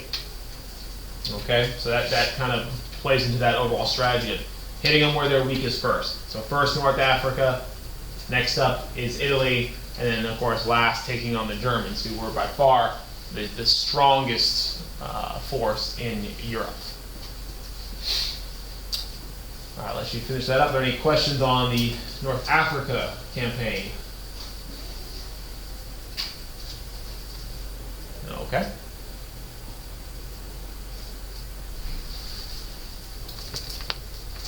I have a question. Sure. Was the entire campaign called Operation Torch, or was that? No, Operation Torch specifically refers to the invasion of the French controlled portions of North Africa, the amphibious landings and assaults there. So, no. You would call, generally we would say that you just refer to it as the North African campaign. All right, now let's go back to the war in Europe. Now, we've been talking a lot about the war in Europe in the East and what the Soviets were doing there with the Battle of Stalingrad on the Eastern Front. Okay, we're going to take a break from that for a minute, and now we're going to focus on other parts, and we're going to start by talking about Southern Europe and then finishing up today with Western Europe. So, following the success in North Africa, the Allies then kind of leapfrogged from that position by launching invasions of Southern Europe. And the first target, of course, was Italy. All right. So in 1943, we get Operation Husky, which is the Allied invasion of Sicily. Which, of course, Sicily is the small island that's located right off the southern tip of the Italian peninsula. You can actually see Italy. Picture of the peninsula. That's the tip of it right there. Okay, so Sicily would be a stepping stone, which would eventually lead to the invasion of Italy itself. So once again, we saw Allied amphibious landing, which they had gotten experience with in the North African campaign. Both Generals Patton and Montgomery were involved in this, okay, proving their effectiveness here as well. And then following Operation Husky, we get the actual invasion of the Italian peninsula itself, or as Churchill referred to it as Europe's soft underbelly, okay, referring to what the Allies regard the Italians as being weaker than the Germans, which I think is probably a fair assessment in terms of their fighting ability. Okay, they were not as strong in terms of their military as Germany was. Okay, so following Sicily, we see the invasion of Italy, and what we see is the Allies begin, starting in the south, they begin working their way up the peninsula, driving back the Axis forces. Now, the fighting in Italy was the most difficult for the Allies in the West to date. Okay, because in Italy they faced very fierce resistance, because this is the first time the Allies were really threatening an Axis country directly. Okay, so they initially faced joint resistance by both Italian and German defenders. Okay, so the Germans were there as well, giving them trouble. But what we see is over the course of 1943, they began to work their way up the peninsula, fighting and slowly winning major battles as we go along. So let's talk about a couple. One of the more well-known prominent battles of the Italian campaign is the Battle of Monte Cassino. Sometimes it's also referred to as the Battle for Rome. Okay, because this is the battle that kind of opened the doorway to Rome. You know, winning this battle, the Allies did win the battle, and by winning the battle, it did kind of open the pathway to seize Rome, which of course has both symbolic and strategic significance to winning the Italian campaign. But this was a very bloody battle. The Germans were, well dug in and defending this point, and it took 5 different assaults by the Allies to eventually drive the Germans out. And then the Allies lost a lot of people on this. They had over 50,000 casualties compared to what is estimated maybe around 20,000 casualties on the German side. So while this was, in terms of numbers, you would think a loss for the Allies, by effectively taking ground and driving the Germans back, it was considered an Allied victory. Okay?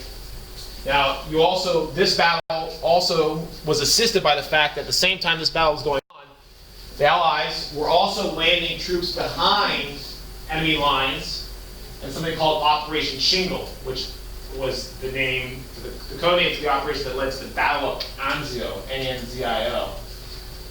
Okay? So what we end up happening is while the Battle of Monte Cassino is going on over here, blue on this map, by the way, is Allied forces, the red would be Axis forces. Okay, and all the little squares represent different divisions and stuff. This is actually a military map.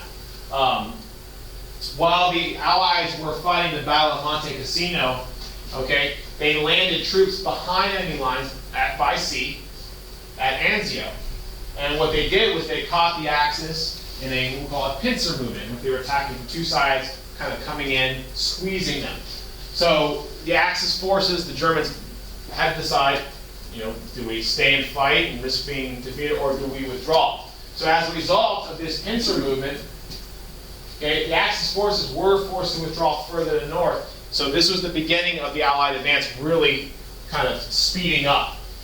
Okay, and the Allied forces advancing across Italy, which they refer to as breakout. Okay, the breakout past the Axis lines towards Rome. So this was kind of a turning point in the battle for Italy. However, the war would still go on for well over another year. I guess this is an Allied victory. Now by 1945, and I am jumping ahead, so but I want to mention, okay, by 1945, Italy was well under Allied control, although it was not entirely under Allied control, and Italy had already surrendered. Italy had already surrendered a few years earlier. But even though Italy surrendered, it doesn't mean the fighting in Italy ended. This is really important to note. Italy had surrendered as early as 1943.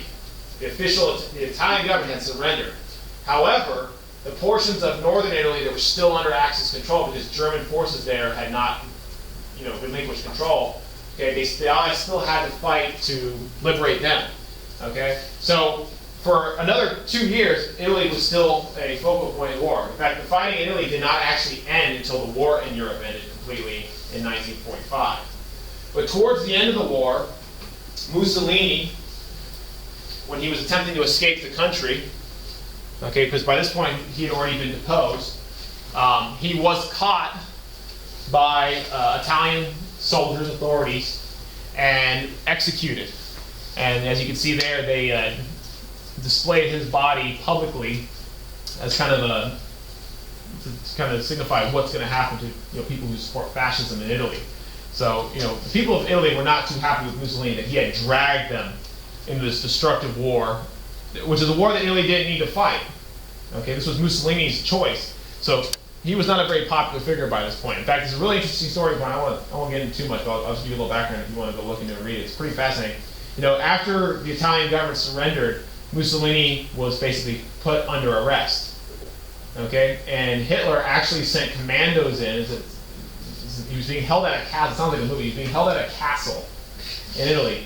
And Hitler sent in commandos by glider who stormed the castle, rescued Mussolini. Damsel in distress. Yep. And then they took him to the north where the Germans were still in control, and then they put him back into power as this puppet over a Italian government that was really under now Nazi rule. So it's pretty amazing they went to these ends because they wanted to keep, you know, Mussolini as this puppet figure that they could continue claiming a legitimate claim over Italy. But really, the only parts of Italy that were still under Axis control by this point were just the northern part that were occupied and forcibly, you know, forced to stay in the war because the Germans were there. So Italy was officially, the real Italian government was out of this war as early as 1943. All right, so there it is. To sum it up real quick, the Italian campaign, 1943-1945. So you can see the Italian government surrendered in 1943. That was the end of the legitimate rule of Mussolini and the end of fascism. However, German defenders continued to fight in Italy all the way up until the last days of the war. Even with the war ending, towards the end of April, early May 1945, German defenders there were refusing to quit. So there was a lot of tough fighting in Italy, despite what people may think, because the Italians were seen as being not as strong as the Germans in terms of their military. There was a lot of intense fighting in Italy. Okay, and of course the Americans, we played a large role in this invasion, as well as other forces, in the Allies as well. Canada played a major role, which we'll be talking more about that later when we get to the American segment we're going to do. So ended fascism in Italy, deprived Germany of its most important ally in Europe. And of course also we have to take into account the Italian campaign effectively took up German resources, which it had not been done, they could have been diverted towards the Eastern Front against the Soviets.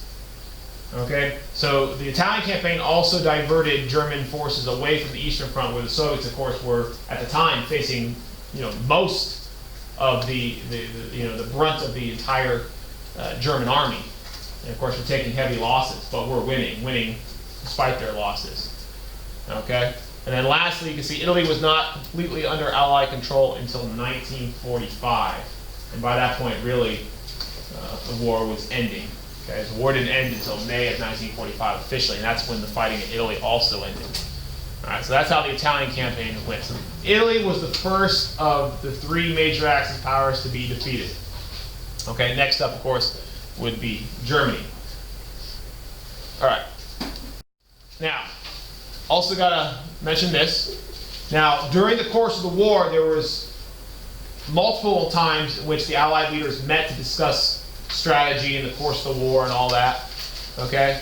I'm only going to require you, I think, to know 3 of these meetings, which is still a lot. Okay? So the first significant meeting of the Big Three that you got to know, that's what we refer to as the Big Three, meaning England, United States, Soviet Union, or Churchill, Stalin, and FDR, was in 1943. It's called the Tehran Conference. Tehran. All right? Now, several different things came out of Tehran, but there's really 2 that are really the most important, I think, at this point. So this is the first wartime meeting of the Big Three. Now, the first major thing that came out of the Tehran Conference, and this was a big decision. This is not something to take lightly. This decision had a lot of important effects on the course of the war. Only German unconditional surrender would be accepted. Now that's important. The term unconditional surrender there is the key to understanding. Unconditional surrender means that only if Germany surrendered, knowing full well that there would be no negotiations. In other words, Germany had to accept whatever outcomes the Allies decided the war should have. All right. Now this was decided upon because there was a fear that if we did not agree to unconditional surrender, that Germany might look for a way out of the war, surrendering, but try to maintain power through the Nazis, and that was unacceptable. The Allies had decided at this point that we were going to fight this war to the finish, to to end fascism and to eliminate the Nazis altogether. Okay, so here's the thing though, by doing that, the Allies knew they were doing this, by only accepting unconditional surrender, it was a guarantee that the war would last longer and would be bloodier. Because there would be no incentive for the Nazis to surrender. Unconditional surrender meant that we knew Hitler would fight to the very bitter end. Because to lose would mean to be destroyed. Okay, Hitler would, be put on trial and most likely executed. He knew that. So by agreeing to only unconditional surrender, we guaranteed that the Nazis would fight to the end. Because normally in a war, when one country knows they're beaten and there's no chance of victory, they will surrender to spare lives. Okay? But in this case, that no longer was an option due to the unconditional surrender aspect. So this was a very controversial decision.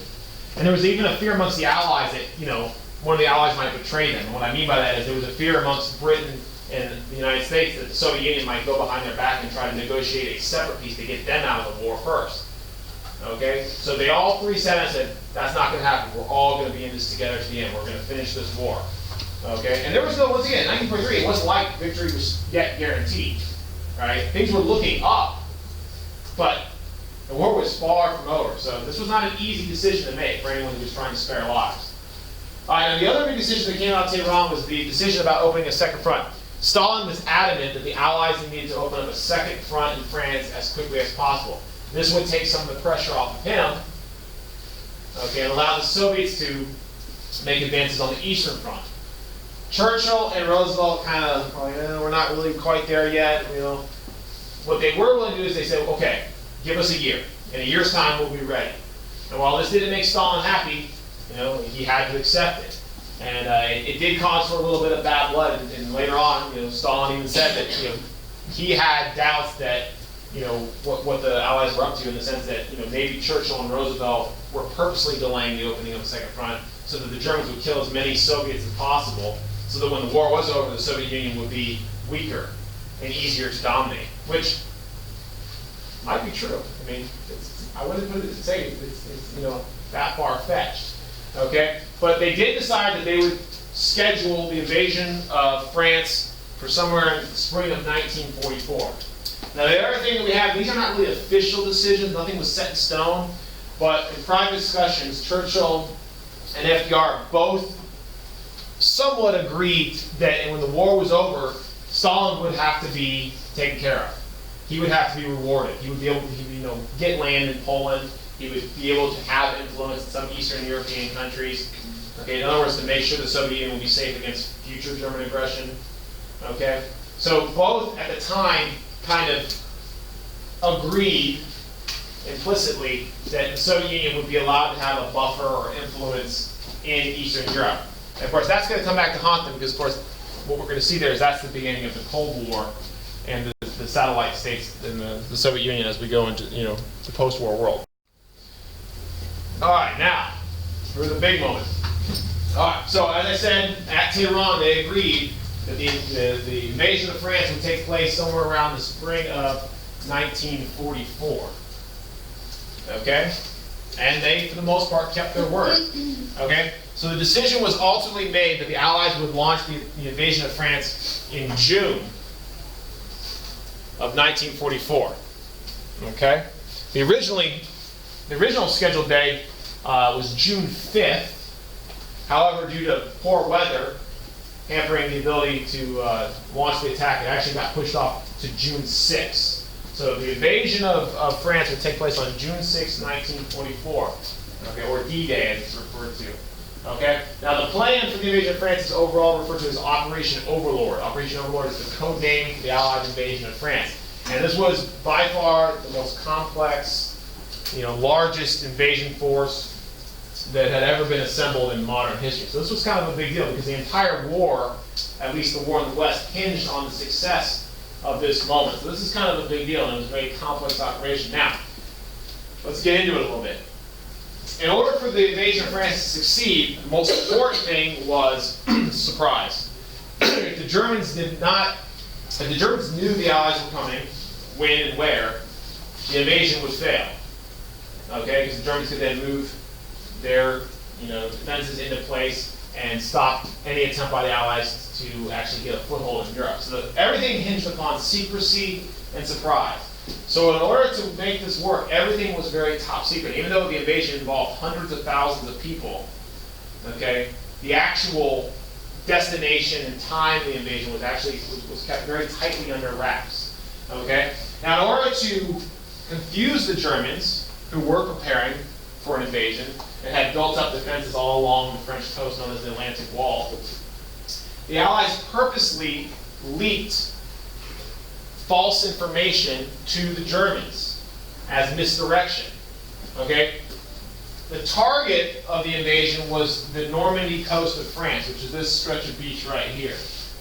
Now, in order to kind of trick the Germans, the Allies leaked information that implied that the invasion would probably come further to the east at a place in France called the Port à Calais, which was at the most narrow part of the English Channel between France and England, which would be the logical place to launch an invasion. Okay, so we purposely leaked information. We sent out radio chatter saying that troops were in the area preparing for an invasion. We even sent General Patton, okay, down the coast because we knew the Germans believed that General Patton would lead the attack. So by saying General Patton somewhere else, they're like, oh, okay, he's there. They must be there. So they went to great lengths to deceive the Germans, and it worked. The Germans were not really sure what the attack was coming. So what they did to be safe was they kept their troops in reserve, their tank divisions in reserve, to be able to respond to wherever the attack eventually came. And that, that extra time is what allowed the attack to be successful. All right. So when the attack took place, it had basically kind of 3 phases. All right. The first phase of the attack called for paratroopers, the airplanes, paratroopers in the early morning hours before the attack to fly into German-occupied territory and drop in thousands of paratroopers behind enemy lines whose job was to disrupt the Germans' transportation, their communication, so to slow down their ability to respond to the attack. Okay, so in the early morning hours of June 6, thousands of paratroopers were dropped into Nazi-occupied France. Okay? Now these drops were largely unsuccessful. Due to heavy anti-aircraft fire and the night conditions, a lot of the paratroopers missed their landing zone and were unable to carry out their missions. But it did somewhat disorient and disrupt the Germans' ability to respond to the actual invasion. Now, following the dropping of the paratroopers the morning of June 6th, the invasion was launched. The next phase was a bombardment of the beach. Okay? The Allied Navy and Air Force both bombed the beaches to clear the way of obstacles, to kill defenders, to destroy barbed wire and landmines and tank, obstacles and things like that. However, more bad news, most of the bombs and most of the shells missed their target. It was bad weather, stormy, foggy, rainy, and there was a real worry that the bombs might actually hit the Allied boats that were approaching. So most of the shells and bombs missed their target and landed inland. So when the Allied assault actually began, most of the defenders on the beach were already in place, ready, and had not been destroyed by the bombing. And then, of course, the final phase called for landing troops by sea on the beaches and assaulting the beach, okay, which is what took place next. All right. So up to this point, not a whole lot has gone right for the plans for the attack. All right. Now, there were 5 landing zones. They were codenamed Utah, Omaha, Gold, Juno, and Sword Beach. Utah and Omaha were American landing zones. Gold and Sword were British. Juno was the Canadian landing zone. Okay? All had resistance. However, the heaviest resistance was actually at Omaha Beach, which was the American landing zone, where the defenders were very well dug in on elevated positions and were waiting for the attack. All right?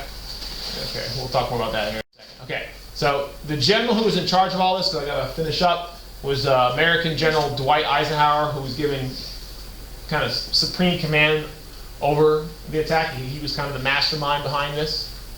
Okay, and you can see there, that's him actually meeting with the paratroopers before they were going into France. Okay, because they had one of the more dangerous aspects of the job. Okay. And you see there, And there's a shot from the invasion. Now, because of the weather conditions, and because of how rough the sea was, a lot, and because the Germans had put up obstacles like landmines and things like that on the beach, a lot of the landing craft were forced to drop the soldiers who were attacking the beach off hundreds of yards away from shore. The idea was to land them right on shore and then they could hit the ground running and go into battle. But because of the conditions, they actually had to drop, like you see in this picture, out pretty far. So these soldiers actually had to wade through the water, in some cases it was overhead, into enemy fire, because all up here on the cliffs were the Germans who were dug in and ready. So the first wave of attackers were absolutely massacred, okay? Because when they hit the beaches, the Germans were ready for them, they were dug in, and there was no cover. So the first wave had very high casualty rates, okay? The only reason it really did succeed is because we just kept sending more and more manpower ashore and just eventually overwhelmed the Germans. And really, a lot of the success is owed to the fact that the Germans had been deceived. Even when the attack came, many German commanders refused to believe that this was actually the real attack. They believed this was just simply a misdirection, that the real attack was going to come later. Well, before they knew it, the Allies had already gotten a foothold on shore and were bringing more manpower, so they had lost the battle. So by the end of D-Day, and just the end of one day of fighting, this is what the Normandy beaches look like. Okay, in one day's time, we had brought over 100,000 men ashore, and we're also bringing on, all kinds of supplies and things like that. You can see, there were over 1,000 ships in the English Channel. So at the end of D-Day, we only controlled one little stretch of French soil. Okay, it wasn't even a mile deep into French territory. But that's all we needed to begin the invasion. And from there, we would then break out and begin expanding and taking more and more French territory. So this is considered to be the turning point. I mentioned it was on the other slide. This is the turning point of the war in Europe on the Western Front. D-Day is considered to be the kind of the beginning of the end. Because after the taking of the Normandy, we see a continuous drive forcing the Germans back out of French territory all the way back to Germany.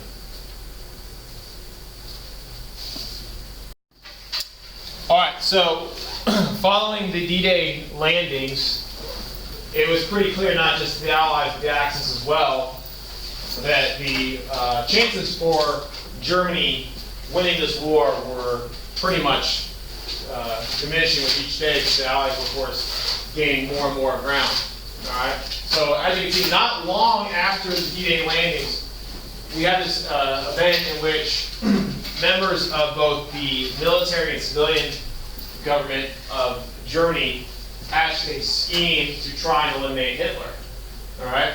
Now, the reason they were doing this was they feared that, because of Hitler, Germany was going to be destroyed. And of course, after the D-Day landings, it was more and more evident that Germany was going to lose the war. So they thought that the only hope for Germany was that they could eliminate Hitler and somehow seize control over the government, and then maybe negotiate some kind of brokered end to the war rather than having the Allies actually invade Germany itself, which was probably coming. So we get this event, sometimes referred to as Operation Valkyrie, which was an attempt on Hitler's life. Okay, and the plan called for assassinating Hitler with a bomb. And the plan was Hitler was having a meeting with some of his top aides and officials.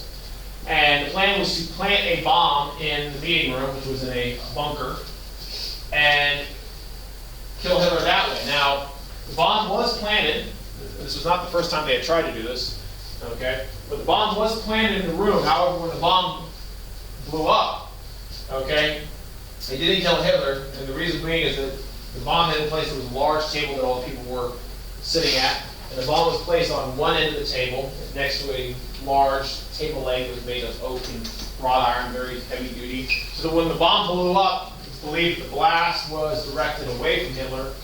Okay, so Hitler was only injured. Hitler was hurt. He had a broken arm and had some cuts and bruises, but he did survive. Other people in the room were actually killed, but they didn't get Hitler. So when they followed after the bomb went off, there was an attempt to seize control of the government, declare martial law.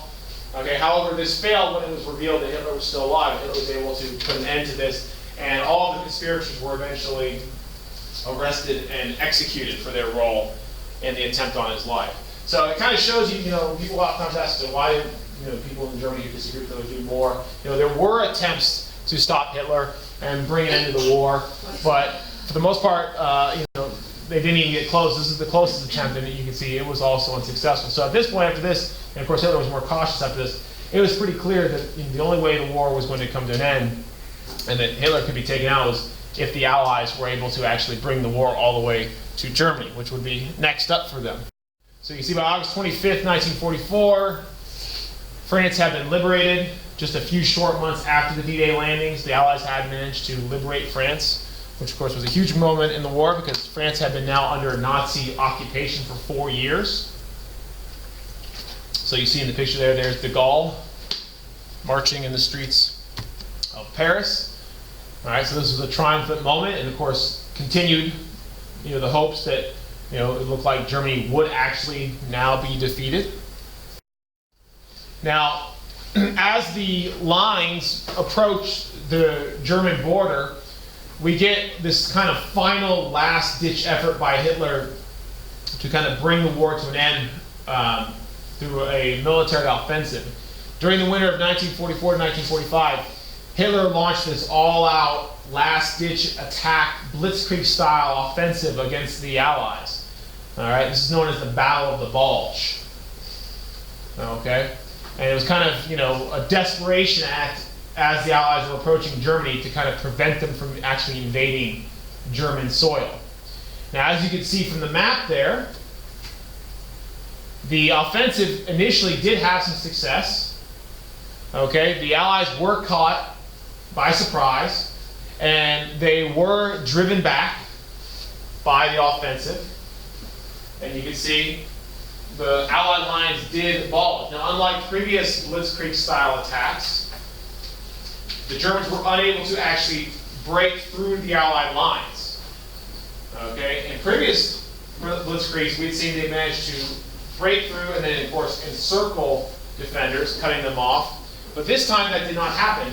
The reason was after the offensive and after the Germans had exhausted themselves in this offensive, the Allied lines did not break, they simply bulged. And then after that, they collapsed in on the Germans and drove them back. And this was just kind of signifying the end of German resistance.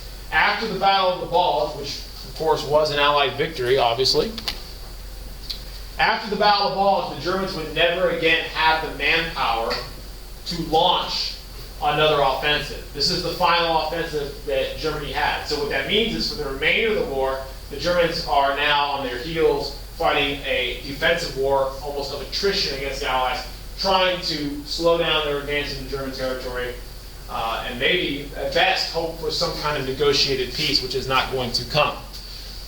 So this is an important, kind of the last, I would say, one of the last important battles of the war in Europe. So here's a picture of the Battle of Bulge. You can see a lot of the fighting was done in the Ardennes forest there in Belgium in the winter. So, snowy conditions, very unpleasant. And this is a picture of the 101st Airborne, American Division.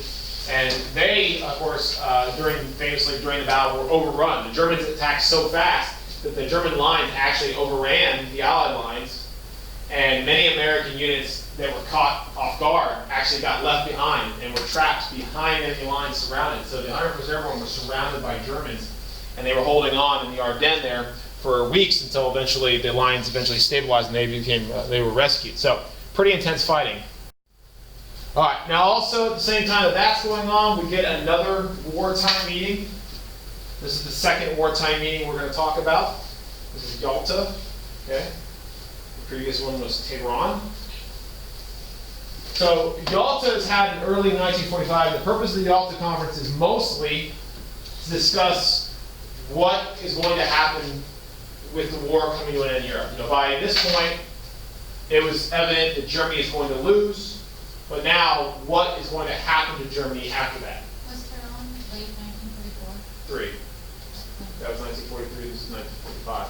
And then the last one we'll talk about, Potsdam, was also 1945. So what was discussed at Yalta? And some of this has more significance to the Cold War, which we'll be talking about later. But most of the issues focus on the war after Germany is defeated. So look at the first issue up there. One of the most important issues for the Americans was getting concessions from the Soviets that they would assist us in our war in the Pacific against the Japanese when Germany was finally defeated.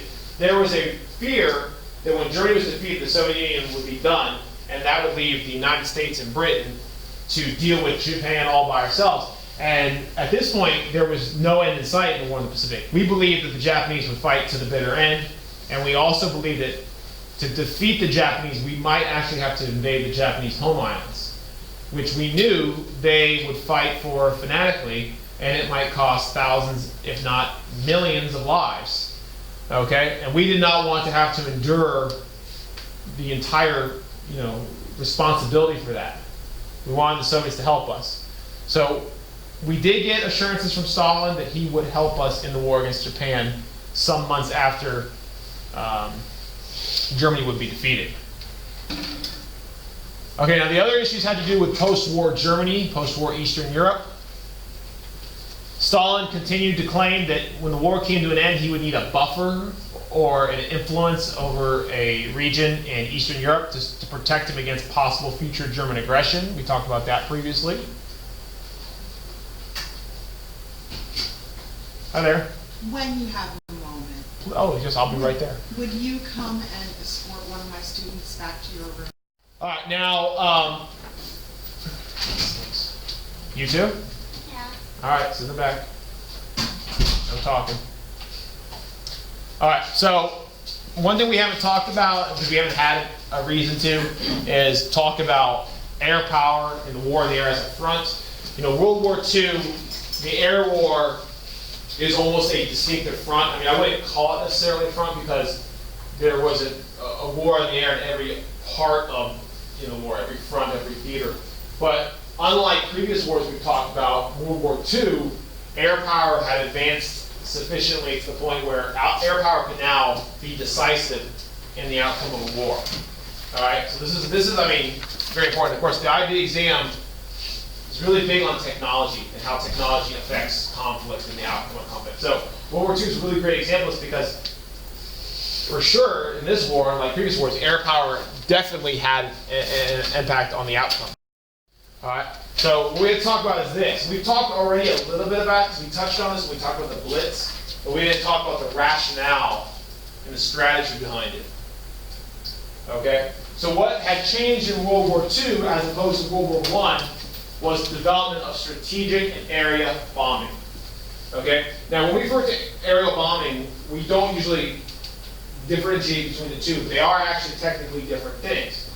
Okay, strategic bombing is the act of using aerial bombing to try and destroy the enemy's ability to make war. You target specific targets that are used to actually keep a war going. You might bomb factories or docks or railways or military bases and airships, whatever. Now, sometimes in the process of doing this, you will kill civilians, okay, because they work at these facilities. All right, but the primary goal of strategic bombing is to deny the enemy the ability to make war by destroying their infrastructure.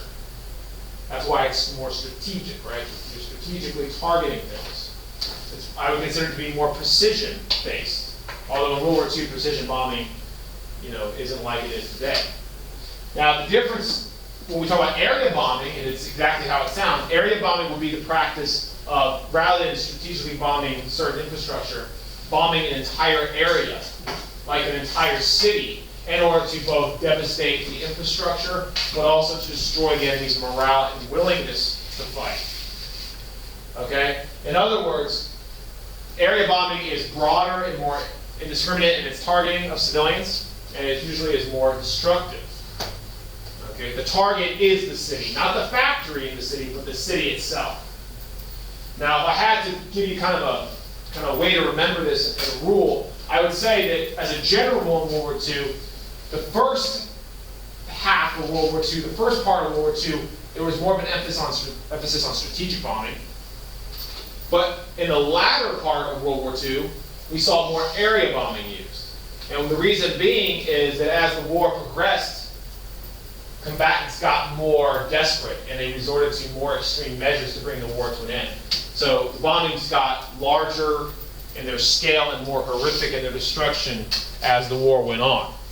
And by the way, both sides utilize this. Like I said, we already used one example, the Blitz, when the Germans bombed Britain. Today we're going to talk mostly about the Allies. That's how I was saying, didn't the Blitz start like in part one of World War II? Yeah, and the Blitz was fairly indiscriminate. Like I said, it's not a hard, fast rule. The Blitz was, fairly indiscriminate, and that's why, and a lot of reasons why, the Allies also themselves initially justified their turn fourth area bombing. But remember with the Blitz, initially we talked about this, there was an attempt to focus mostly on military targets, and then that kind of brought it out to the cities, and that's when things kind of really got out of control. So you're right about that. All right, so what made this possible, right? Why did we not see area and strategic bombing prior to World War II? It has to do with air technology, right? What we didn't have in World War I that we had now in World War II were long-range bombers like this one. This is just an example. Every country had long-range bombers. This is one of our examples. We had others too. The B-17 was by far the workhorse of our bombing fleet. Okay? But long-range bombers were the factor that made this possible. Okay, long-range bombers, unlike World War I, could travel long distances, deep into enemy territory, deliver a very heavy payload of bombs, and then, of course, return.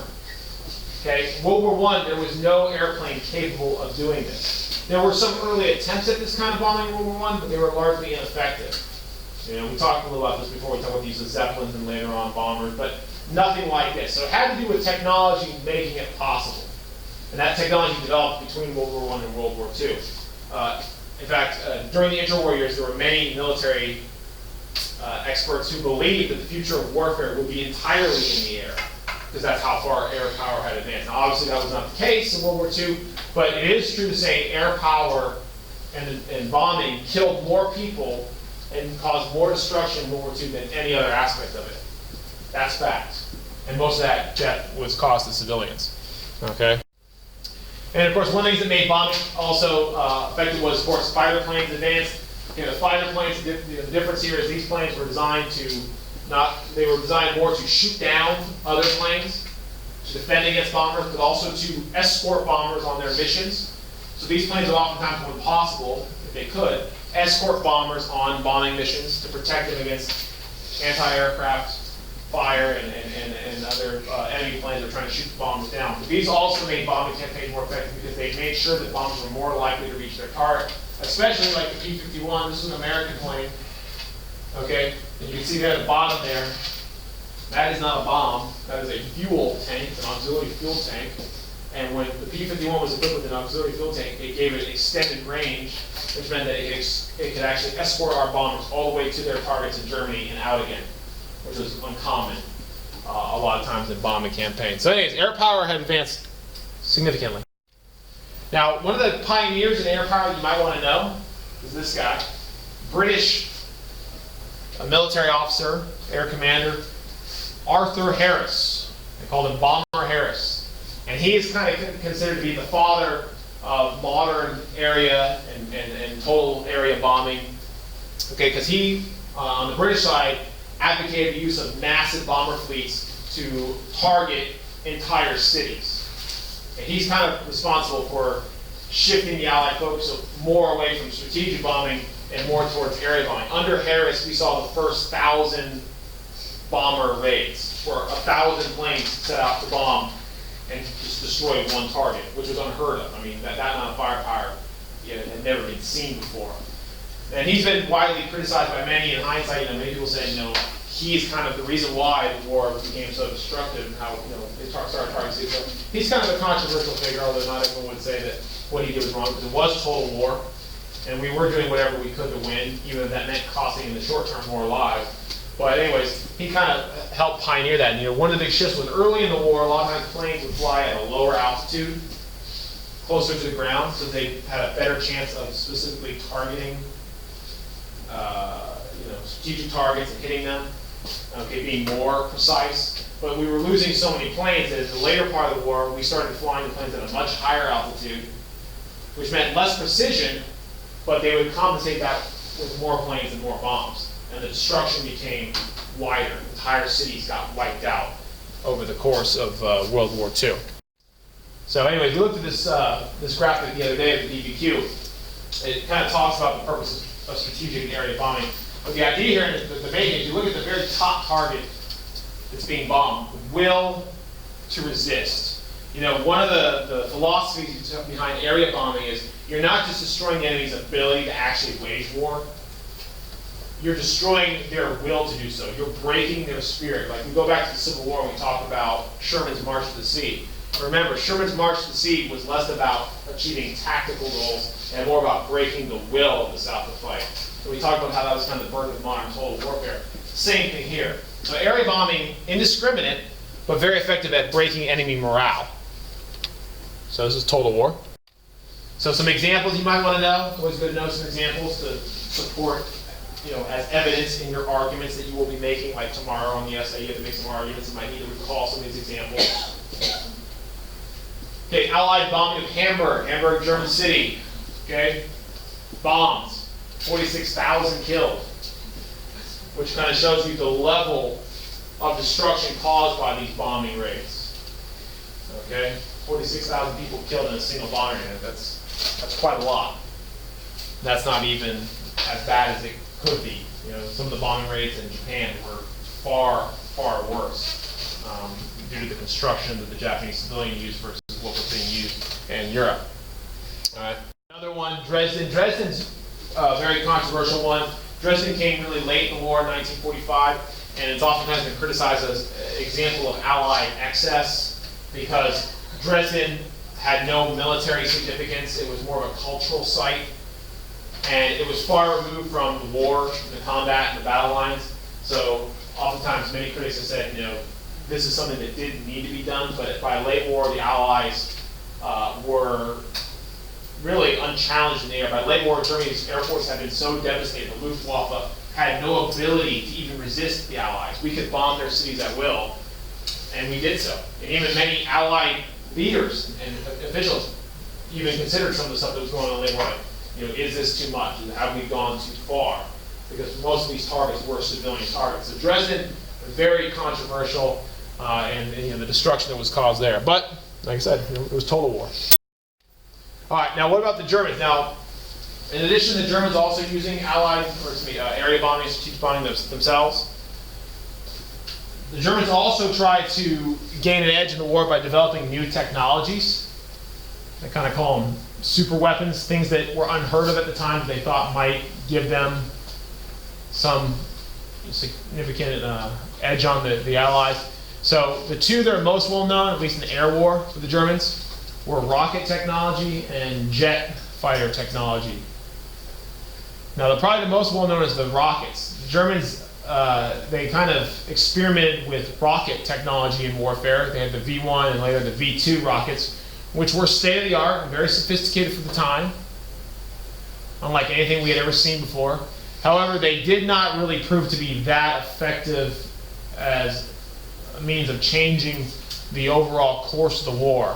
Okay, the rockets, and you look at the V2, I mean, it looks very much like what a modern rocket would look like, and it is the basis for all modern rockets, by the way, V2. The V2 was more of a terror weapon. It could be fired from France and hit targets in England. However, it was imprecise and, you know, very indiscriminate, so sometimes it would hit a target, sometimes it wouldn't. Okay, the main thing about it was a terror weapon because you never knew where it was going to hit. It was pretty much undetectable at the time. It was impossible to stop. So just, you know, these V2s would randomly be landing in England, causing terror and destruction. But ultimately, they did do a lot of damage that actually hindered the war effort. All right. The jet fighter, on the other hand, could have been a game changer. However, the jet fighter technology, the Messerschmitt 262, as it was called, didn't appear until the very end of the war, and by that point, it was too late. It only appeared really in 1945, and by that point, the Allies really were dominating the war. So it didn't actually change the course of the war. But anyways, a lot of people have actually been critical as they say that Germany wasted so many resources researching and developing these technologies, and these technologies never actually panned out. For example, if you look at the V-rockets, the V-rockets were a single-use weapon. They were extremely expensive and were largely ineffective. Had Germany directed its resources more effectively into conventional weapons that had a proven record, like U-boats and bombers and fighter planes, Maybe Germany could have stayed in the war longer. Don't know. Okay? But Germany did gamble a lot on these weapons, and ultimately it did not pay out in World War II. Although the technology behind them would be rapidly adopted by other warring nations following World War II and would become, kind of staples in their armories. Okay? Right after World War II, the United States began to develop rocket technology and jet fire technology, courtesy of the Germans that we stole it from. So it helped us out. All right, this just goes to show you, I'll just be brief, it just kind of shows you the level, the numbers associated with air power in World War II. You look at tons of bombs dropped, it's in the millions of tons. Millions and millions of tons of bombs were dropped by the Allies in World War II. Bomber sorties or bomber missions.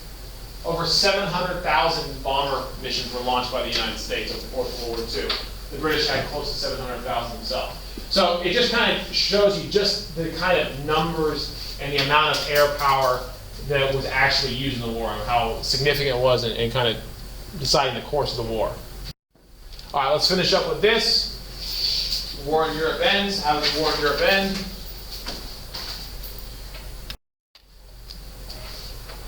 All right, so in April of 1945, the war was winding down. We had a kind of pivotal moment.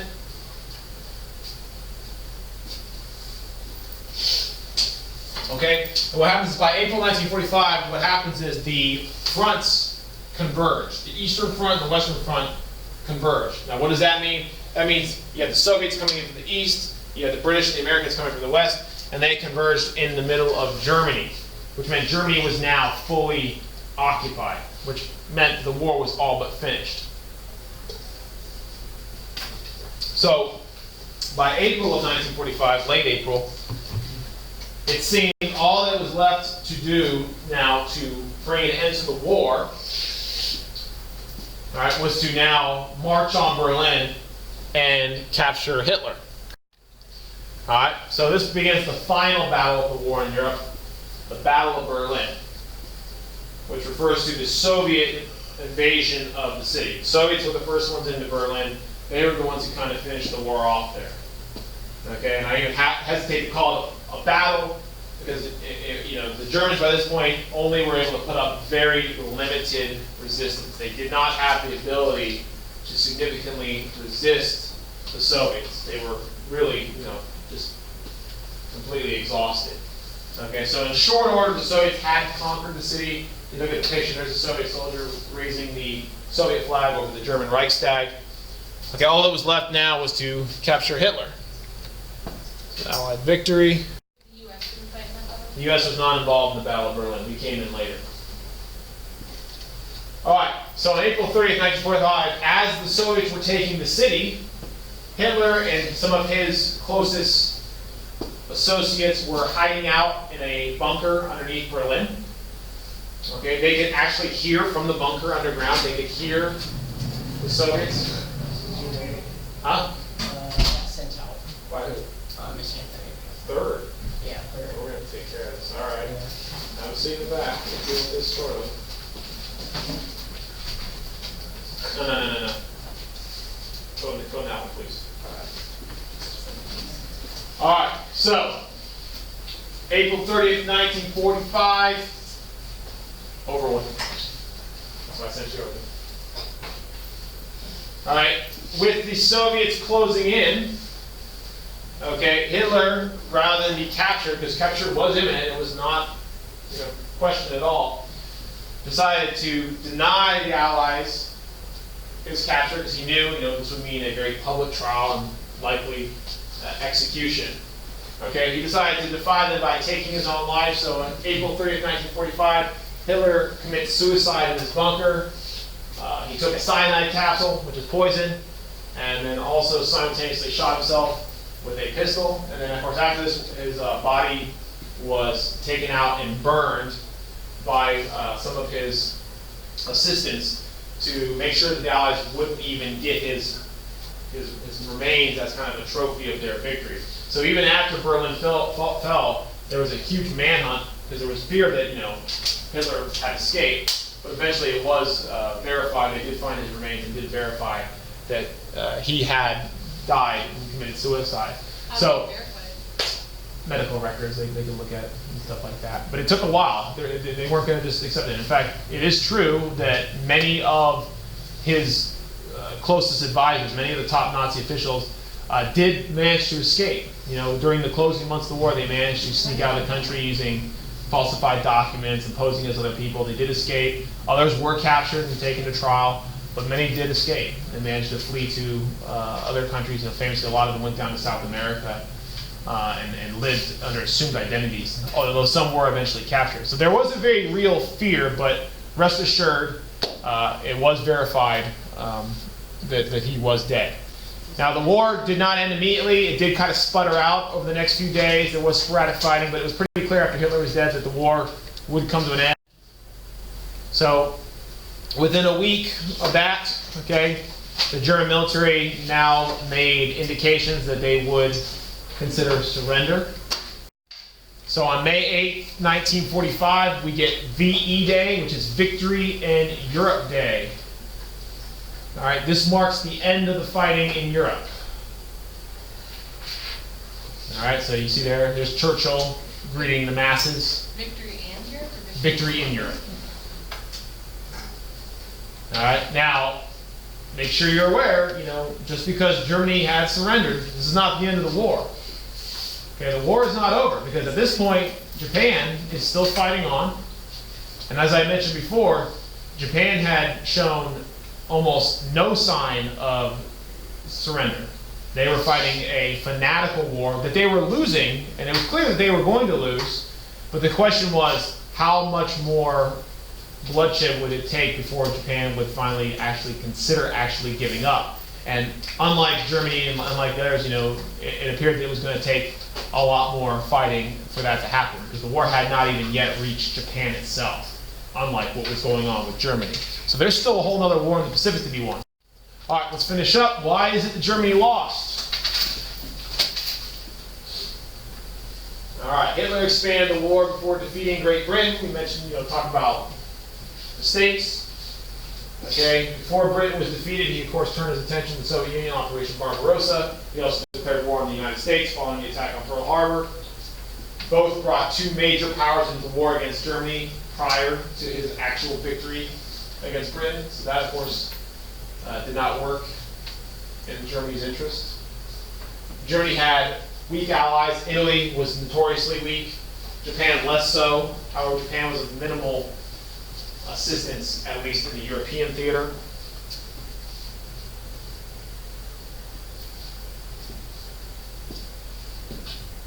Okay, as we talked about last week, Hitler oftentimes took direct control over military decisions, and that oftentimes met with disastrous results.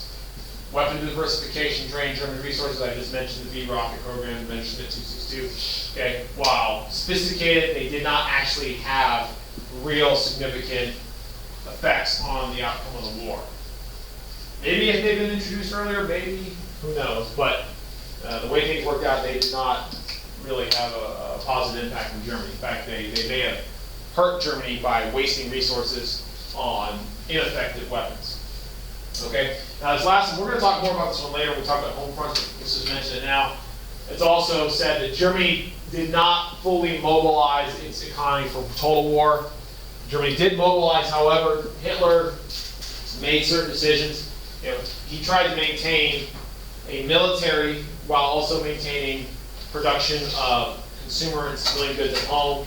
He did not fully retool the German economy for total war, which is something that the Allies did more effectively, which meant that they could outproduce Germany, which already had disadvantages when it came to industrial output. So that also worked against Germany. And once again, we'll spend a separate time talking about the home fronts, both from the Allies and the Axis, and what they did and what they didn't do, and how that affected. We'll do that later.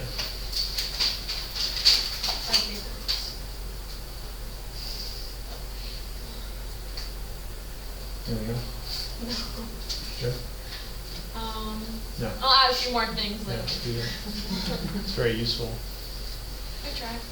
All right, last slide. Why did the Allies win? What, you don't want it? No.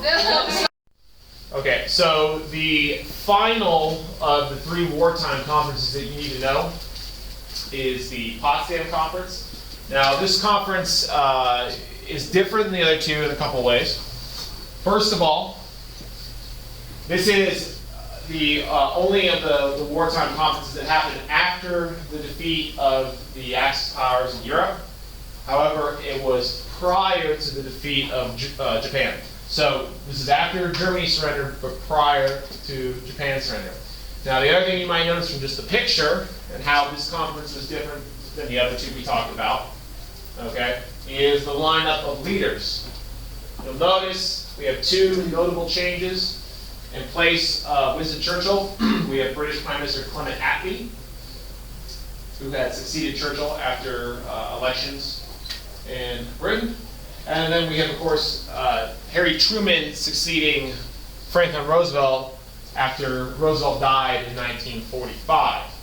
And of course, on the end there, you still have Joseph Stalin, because Joseph Stalin is not, his leadership was not contingent upon votes. He was there until he died.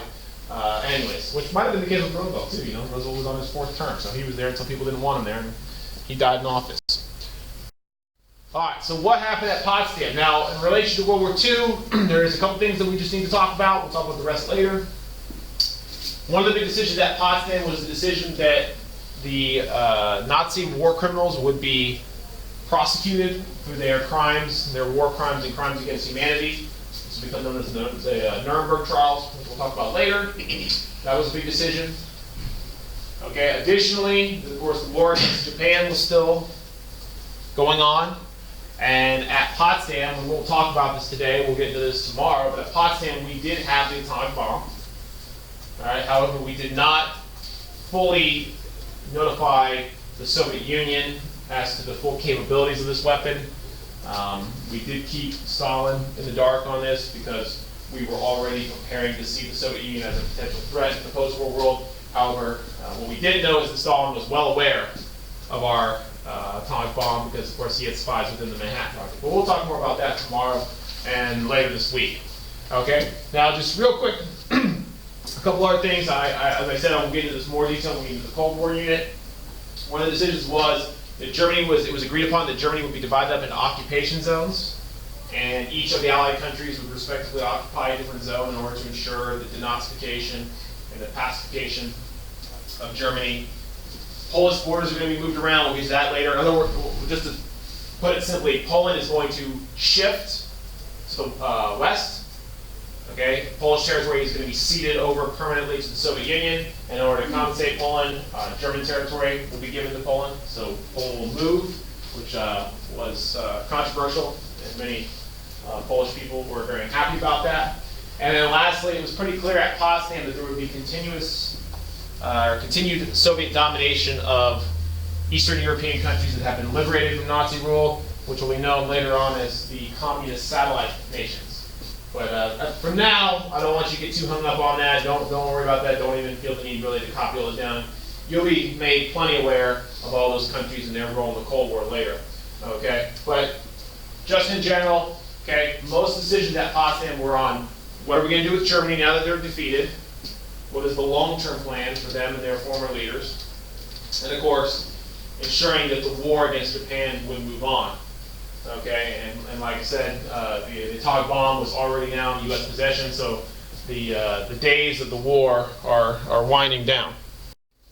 All right, so now what I really want to get to, this is what we really need to move on to, the war in the Pacific. So what we're going to do now is we're going to go back. Okay, we're at 1945. Now we're going to go back to 1942, because when you look at World War II, that is truly when Japan really was fully committed to World War II and came to the war.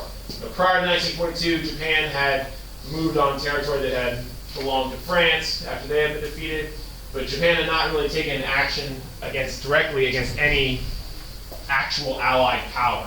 They were in the middle of their war with China. All right. Then, of course, in late 1941, they, of course, bombed Pearl Harbor, which caused the United States to declare war on them. And, of course, the war became broad. So now we're going to go back to the beginning of 1942, and we're going to talk about the war in the Pacific. All right. So first, let's talk about what the Pacific theater of war was. All right. So when we talk about the Pacific, we are talking about a very large area. Okay. We are going to be talking about the fighting that takes place not only in the Pacific and Southeast Asia, but even into mainland Asia and places like China. All of those encompass the entire war in the Pacific. And as we already talked about last semester, the Japanese at the time, since 1937, have been fighting a continuous ground war in China. Okay, now that will be now enrolled kind of into the broader scope of World War II. So there's going to be fighting, as you see, all over the place. And we're going to talk about some of these examples here shortly.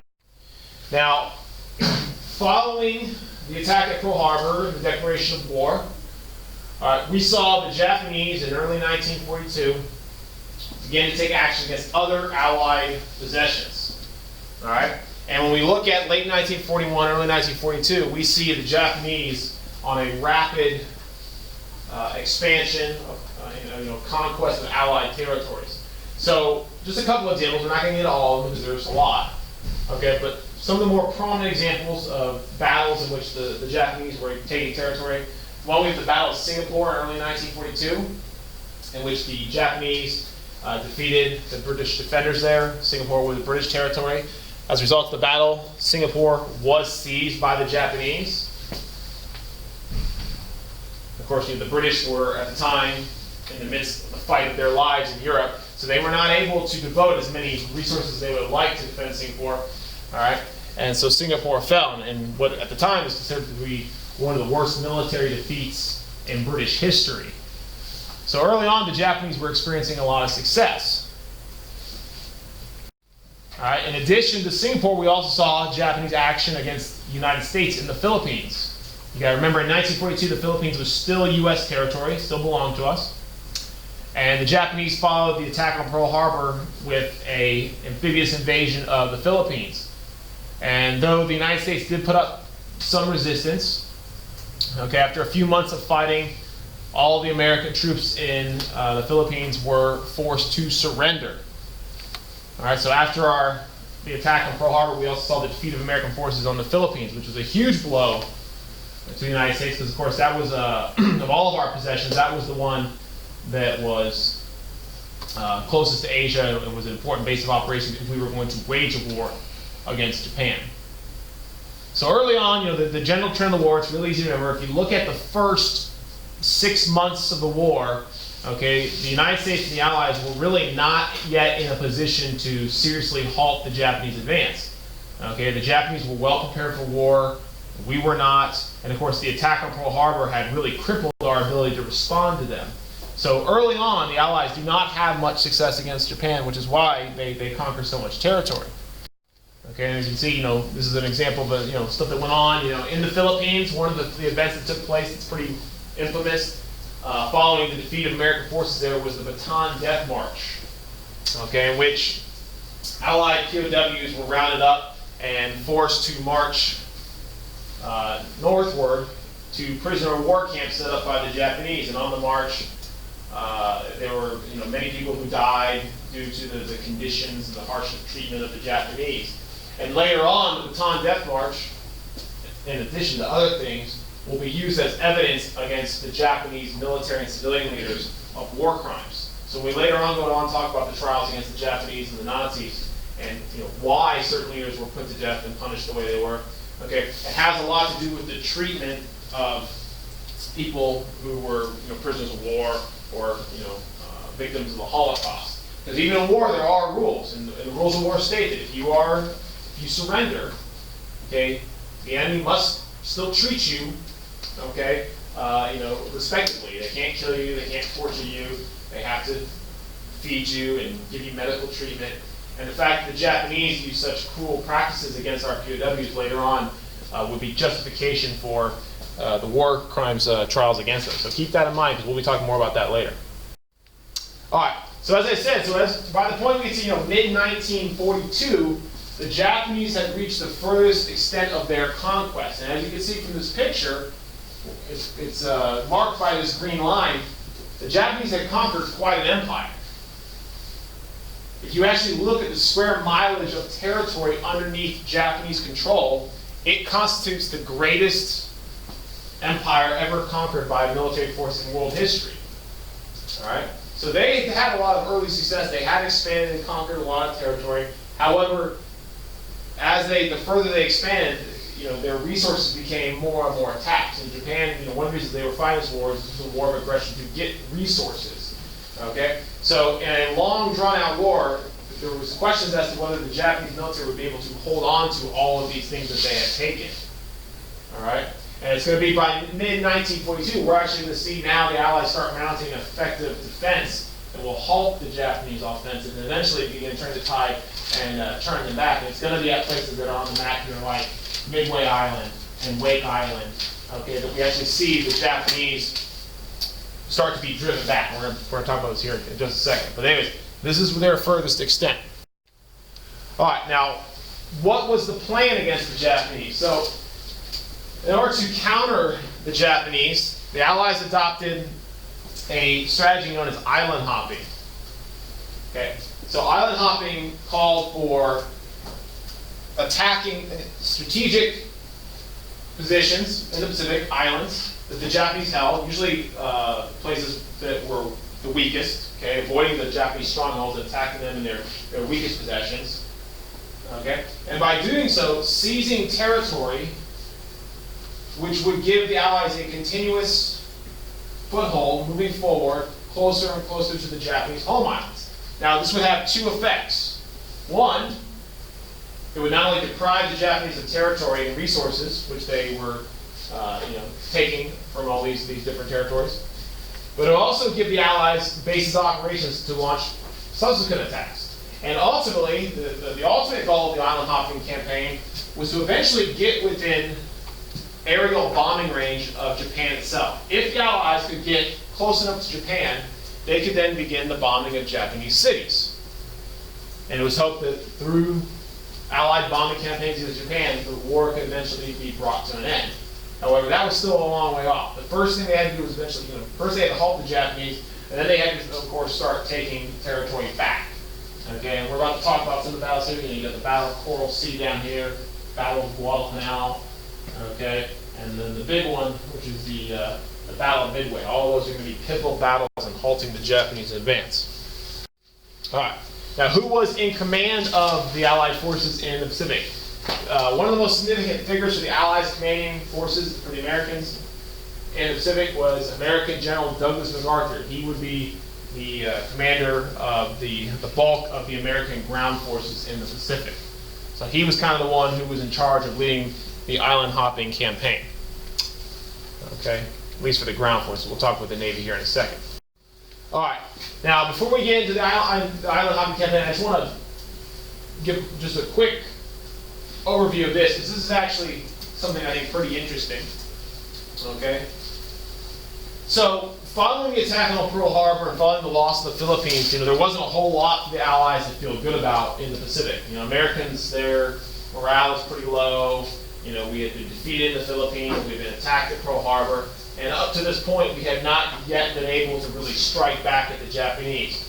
So it was kind of vital that we kind of boost American morale, okay, against the Japanese. So the Allies, they kind of hatched this plan that will become known as the Doolittle Raid, okay, which is actually pretty interesting. So what we wanted to do was we wanted to show the Japanese that they were not untouchable. In other words, they had attacked us at Pearl Harbor. This had been an attack on American soil. Okay, we wanted to show the Japanese that we could hit them at home as well. Now the problem was, of course, that Japan was far off, and at this point in the war, it was not within bombing range of any of our bases. Okay, it's too far away. So the plan that becomes the Doolittle Raid calls for launching bombers from an aircraft carrier off the coast of Japan and attacking Japan itself, bombing Tokyo. All right. And once again, the purpose of this raid was mostly to boost American morale. That was at the time not doing very well, considering the way the war was going. Okay, so this was really, it didn't have a lot of strategic significance to the war. It's not like this bombing campaign was going to actually have a major impact in the ability of Japan to make war. but just to motivate Americans to get more behind the war effort. Okay? So the plan called for, as I said, launching bombers. And here's the problem. Okay? The bombers, which are larger, heavier planes, are not usually meant to be launched from an aircraft carrier. Aircraft carriers usually carry smaller attack planes. Okay? So this was not going to be a very large fleet of bombers, because an aircraft carrier can only carry so many planes. Okay, so we weren't going to be able to launch a large fleet. We weren't going to be able to do extensive damage. And that was not the purpose. The purpose was to launch a small amount of bombers to deal a morale blow to the enemy. Now here's the thing. You can launch bombers from an aircraft carrier, but you can't land them on an aircraft carrier. They're much too big and heavy. They can't land on that short of runway. So this was a one-way mission. Okay? The plan was they were going to launch bombers from an aircraft carrier, bomb targets in Tokyo, and then fly on to China, where they could then eventually try to connect with Chinese allied forces there, and eventually make their way back to the Allies. All right?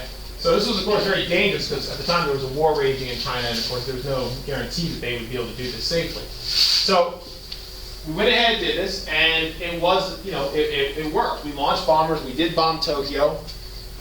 Now the damage done from the Doolittle raid was largely inconsequential. Okay, it was a small raid. Some damage was done.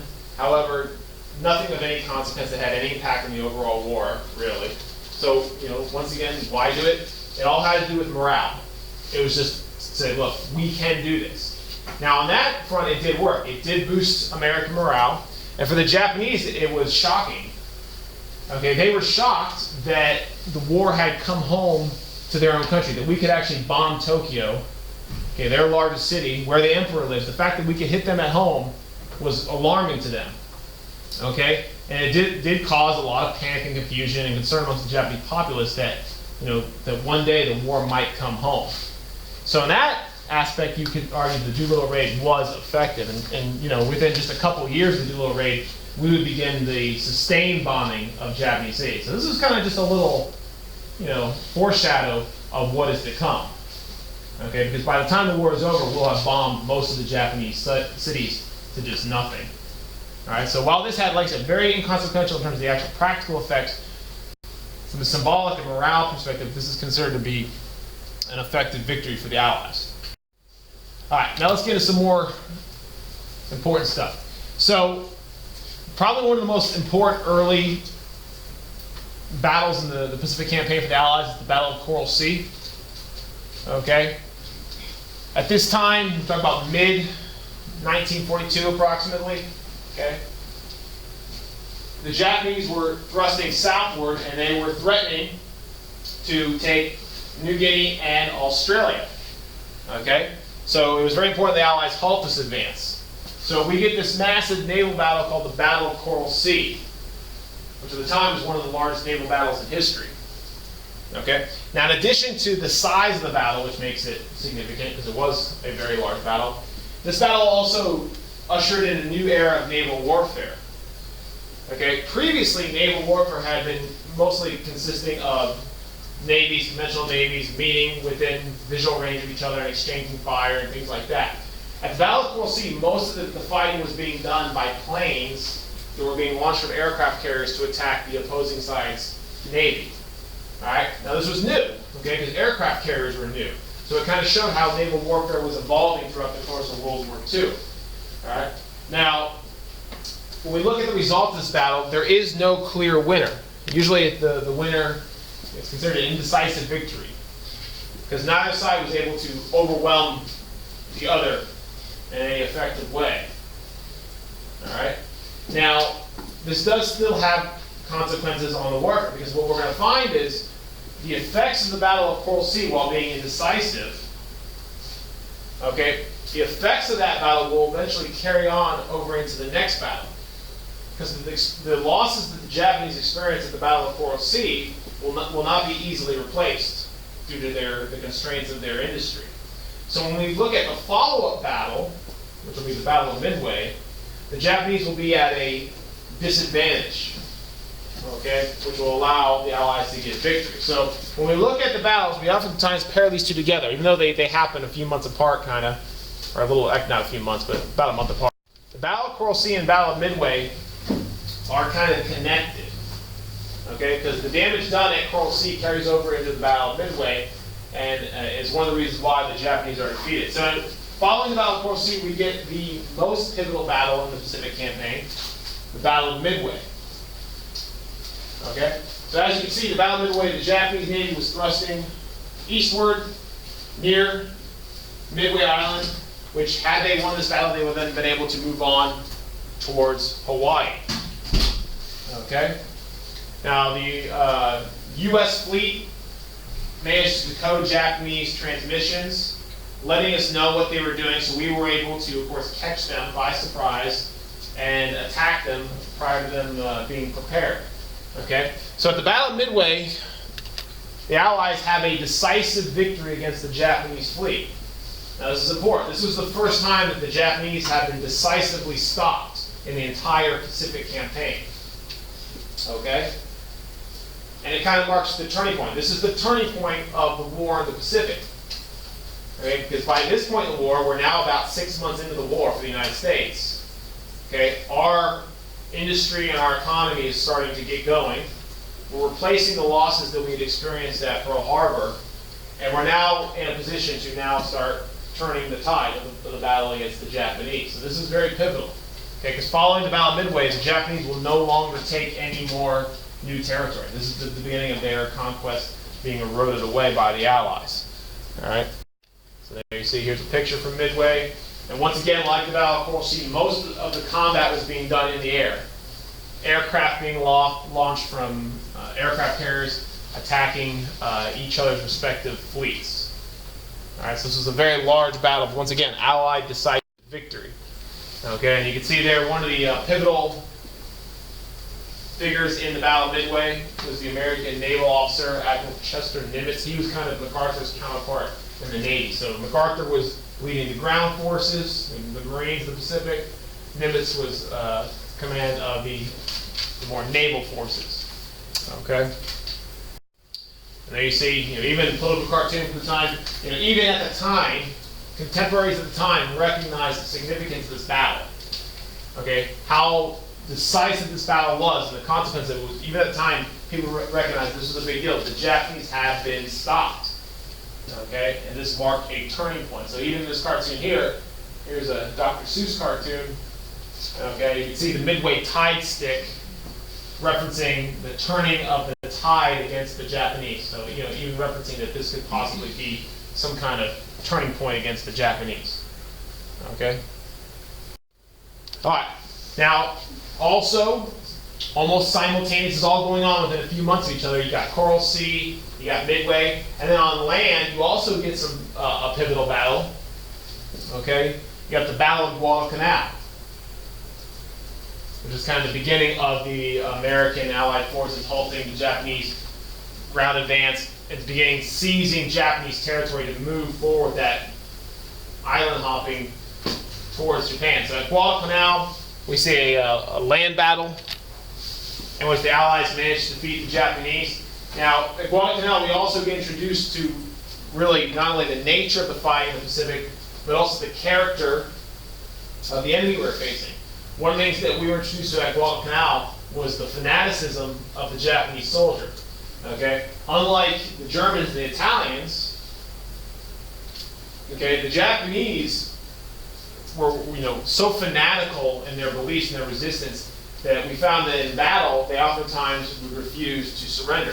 So when you look at Europe, when you look at the battles in Europe, whenever there was, the battle was going clearly against one side, typically when one side is going to lose and it's clear they're going to lose, they will surrender to save as many lives as possible. That's why when you look at the Battle of Stalingrad, when the Battle of Stalingrad came to an end, there were hundreds of thousands of German soldiers who surrendered at the end. Hundreds of thousands.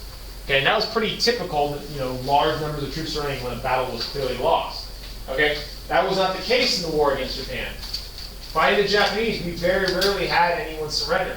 It has a lot to do with the Japanese soldiers were being indoctrinated and trained to believe they believed their emperor was a living god, and that the greatest dishonor that you could bring to your country and your family and your God was surrender. It was better to die fighting or even commit suicide. So fighting, on the ground against the Japanese in the Pacific, a lot of soldiers realized that The only way we were going to win the war against the Japanese Pacific was to literally go island island and in most cases kill every single defender. All right, this is something that we were not necessarily prepared for, and it kind of differentiates the war in the Pacific as from the war in Europe. Not only the style of fighting, fighting in the jungles, fighting the island to island was very different than the fighting that was going on in Europe. And then of course you had a different kind of enemy. So as we go through the war in the Pacific, if you actually look at the death toll in many of these battles, you'll notice that the death toll in the Pacific, oftentimes, the battles are very much more lopsided, and the death toll on the Japanese side is just outrageously high. And that has a lot to do with the Japanese simply refusing to surrender. Even when there was no hope of victory, they would fight, in most cases, usually to the death. So that posed its own challenges in the Pacific. Okay, so now we're going to fast forward a couple of years. We get another pivotal battle. I know there's a lot of battles today. We got the Battle of Leyte Gulf. Okay, now this comes late war. This is 1944. At this point, the Allies are making advances. They're moving against the Japanese, driving the Japanese back closer and closer to Japan. And as we get closer and closer to Japan, we see the resistance amongst the Japanese begins to intensify. Because they know with every island gain, with every advance, okay, that brings greater potential that the Allies would begin bombing Japan itself, which would mean the destruction of their cities, the death of their families, things like that. So at the Battle of Leyte Gulf, we see a massive battle. And I really do mean that. This is the largest naval battle in the history of the world, we believe. Most definitely the biggest in modern recorded history, and in all likelihood the largest ever. This was a huge naval battle, and it's almost you can kind of consider like the last gasp of the Japanese Navy. They threw everything they had at the Allies to try and halt the Allied offensive. Ultimately, they failed. This was an Allied victory. Much of the Japanese Navy was destroyed as a result of this battle. So this was a very large victory for the Allies. Now, also at Leyte Gulf, we see the introduction of a new weapon, kamikazes. Okay? At Leyte Gulf, the Japanese launched thousands of kamikazes at the Allies. And kamikazes, of course, were suicide bombers. Okay? They would load up planes with bombs, and they would instruct the pilots to crash them into Allied ships. And this was a terrifying weapon because it was very difficult to stop. I mean, if someone's willing to die and crash their plane into your ship, there's not really a whole lot you can do to stop it. Okay, the hope was you could shoot them down prior to them reaching their target, but that was about it. So this was a terrifying weapon. It was effective. Kamikazes destroyed and disabled a large number of Allied ships. However, it was only effective in the short term. Okay? And it shows how desperate the Japanese were by 1944. Okay, you got to realize that for every kamikaze launch, that was a loss of an airplane and the loss of a pilot. And while many of the pilots in the kamikaze planes were, poorly trained, in many cases even young kids piloting who had limited piloting skills, okay, every pilot plane lost meant that later on, Japan would be less able to defend itself against attack by air. So what we find is by 1945, Japan has lost so many pilots and so many planes. The Allies, by 1945, are able to bomb Japanese cities at will with almost little to no resistance. So while this was effective in the short term at damaging the Allies, and kamikazes did destroy many ships and kill many sailors, in the long term, it only exhausted Japanese resources that much quicker. So many people have looked at this and actually seen the use of kamikazes as being harmful to the overall Japanese war effort. It actually hastened their demise by depleting their air force. All right, so also 1944, we get the reclaiming of the Philippines. Here you see Douglas MacArthur wading ashore. In 1942, MacArthur had been in charge of American forces in the Philippines, and the Japanese had taken the islands. He had managed to evacuate. Okay, so he returned a few years later as the United States reclaimed the Philippines. So by 1944, things were pretty clearly in the hands of the Allies as we were moving closer and closer to Japan. It is also at this point that we now begin to see the sustained Allied bombing campaign of Japanese cities. Okay, by 1944, we were now, thanks to island hopping, within bombing range of Japan itself. And just like what we saw in Europe, we saw strategic and area bombing of Japan's cities. as a means of breaking their will to fight and destroying their industry and their capabilities. Okay? Probably the most infamous bombing campaign of the entire war was the firebombing of Tokyo. This bombing campaign lasted months. Okay? The Allies specifically decided the best thing to do against the Japanese cities, because many of the Japanese cities, the buildings were built out of things like wood and bamboo and paper and things like that. The reason that the best thing to use would be fire bombs, incendiary bombs. And the goal was to start as many fires all over the city as possible so that their firefighting capabilities would be just inundated and they wouldn't be able to stop the blazes. And just like we had seen in Europe, in places like Dresden, okay, extensive firebombing caused massive devastation. You see there, well over 100,000 killed in these bombing campaigns. All right, so these are actually some of the most destructive, measures taken in the entire course of the war. Okay, more people were killed through conventional bombing of Japanese cities than were killed with both atom bombs. So, and why I bring that up is that's going to become important later. When we look at the atom bomb and its effectiveness, and we talk about, did it actually bring the war to an end? You got to consider that the destruction that had already been wrought against Japan was already greater than anything that anyone had ever seen before. All right, so keep that in mind. We're going to talk more about that when we get to the atom bomb. All right, so of course this is just another example of total war. Of course, this time we're now looking at the Pacific. Okay, let's finish up with a couple more things. Now, as the war, it seemed like it was winding down in hindsight, I guess, but in 1945, we get a last couple famous battles that at the time appeared to be strategically significant, although in hindsight, it's really not so much. We have the Battle of Iwo Jima in 1945. Okay, so Iwo Jima is this little island here. Okay, you can see it's not far from Japan, which is one of the reasons why we want it. Iwo Jima is a very small island, but on it the Japanese had built an airstrip, and we wanted that airstrip. And the primary reason we wanted it was we wanted it to use it as a base for damaged planes coming back from bombing of Japan. Planes that were damaged or shot up that couldn't make it back all the way. We wanted to have a place where they could have emergency landings if they couldn't make it all the way back to their point of origin. All right. Now the problem was, of course, the Japanese knew full well the Allies wanted it, so they dug in and decided that they were going to fight to the last man to defend it. So the Allies moved into position to invade the island. We would have to take the island by force, which would require an amphibious landing on a well-defended enemy position. And what we see at Iwo Jima is a very familiar situation. It's very similar to what we saw at Normandy. The Allies would have to storm a beach which was already very heavily defended by an entrenched enemy. So this is going to be the bloodiest battle of the war for the Allies. Okay, it will be an Allied victory. From the beginning of the battle to the end, Allied victory was assured. The island was surrounded. The Japanese were outnumbered. They were completely cut off. Okay, but despite that, despite there being no hope of victory, from the beginning of the battle to the end, the Japanese fought tooth and nail for this little tiny island. Okay, there would be no surrender. Okay, and as you can see, just like in Normandy, the Allied soldiers had to storm the beaches. There was a mountain overlooking the island. It gave the Japanese a complete field of fire overlooking the beach from an elevated position, which they had targeted machine guns and artillery. So that when the Marines stormed the beaches, just like in Normandy, the first wave sustained very heavy casualties. Okay, and one of the kind of notable things about Iwo Jima already said was that this is the only battle in the entire war in the Pacific, in the whole war in the Pacific. This is the only battle in which Allied casualties outnumbered those of the Japanese.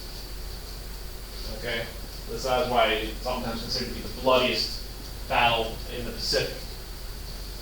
And all for just this one little tiny landing strip, which ultimately, when the war was all said and done, actually did not play a significant role in anything. But at the time, the Allies believed this was necessary. Okay? So Iwo Jima goes down in history as being one of the bloodier battles, at least for the Allies. All right, and of course, this is the famous picture that was taken of the raising of the flag over Mount Suribachi on Iwo Jima, which kind of became symbolic of the war. It's still used largely today. So that was taken in the middle of the battle. During the battle, soldiers raised the flag on Mount Suribachi even before the battle was over, and that picture was taken. Okay, also instrumental at Iwo Jima and other battles in the Pacific, okay, was the use of Navajo codes. We talked a little about codes earlier with the Enigma codes. On the Allied side of the Pacific, one of the things that we introduced during the war was the use of Navajo Indians as code talkers. They created a code system that existed within the Navajo language. And this was very effective because there were so few people in the world who could actually speak Navajo. And when the war was over, it is said that it is the only code that was used during the entire war that was actually never broken by the enemy. So during the war in the Pacific, this was kind of instrumental in us transmitting messages that the enemy would not be able to decipher. So they played a pivotal role in the Pacific. So it's kind of another aspect of the war that we oftentimes don't talk about is codes. All right, so our last one we're going to talk about, one of the last battles of the Pacific of consequence is the Battle of Okinawa. Now Okinawa is kind of important because this is kind of considered the beginning of the Allied invasion of what would be considered by Japan the Japanese home islands. Now this wasn't actually the invasion of Japan itself. Okay, Okinawa is an island off the coast of Japan's mainland, if you want to call it that. But it is historically considered part of Japan. So this was kind of the beginning of the Allies taking steps to actually invade Japan itself. And on Okinawa, we faced, as expected, just absolute fanatical resistance because the Japanese threw everything they had at us to kind of try and stop us from invading Japan itself. And it was an absolute bloodbath. Okay? The victory that the Allies won on Okinawa was incredibly lopsided because the Japanese were completely outmatched. This is an Allied victory. There's a lot of estimates, but some of the estimates run that maybe over 100,000 Japanese were killed in the battle, as opposed to roughly around 10,000 Allied soldiers. All right, and the amount of bloodshed in Okinawa was kind of just an indicator of what we feared was in store for us when we actually invaded Japan itself. You got to realize, even in 1945, this is the last year of the war, there was no sign that the Japanese were going to quit. Many people believed that the Japanese would fight to the very bitter end. And that would mean us actually having to invade Japan itself and take the fight to them. And we were worried that if we invaded Japan, we wouldn't just be fighting the Japanese military, but we would also be fighting every Japanese civilian. Okay, because the Japanese government was putting out propaganda encouraging the civilians not to surrender and to fight to the last. Okay, and that death was more honorable than surrender. So Okinawa was kind of just a little taste of the amount of bloodshed that we thought was going to be in order if we invaded Japan. And one of the worst things that we saw in Okinawa that we feared was in store for us in Japan was that for the first time in the war, Japanese civilians were now getting caught in the crossfire. And Okinawa was populated with Japanese civilians. A lot of the islands that we fought in the island hopping campaign were, fairly unpopulated, or at least the fighting stayed away from civilian populations. But that was not the case in Okinawa. Okinawa was very much populated. So civilians did get caught in the crossfire and were killed. And even more horrifying, the Japanese were telling Japanese civilians that if captured, civilians would be raped and tortured by American military personnel.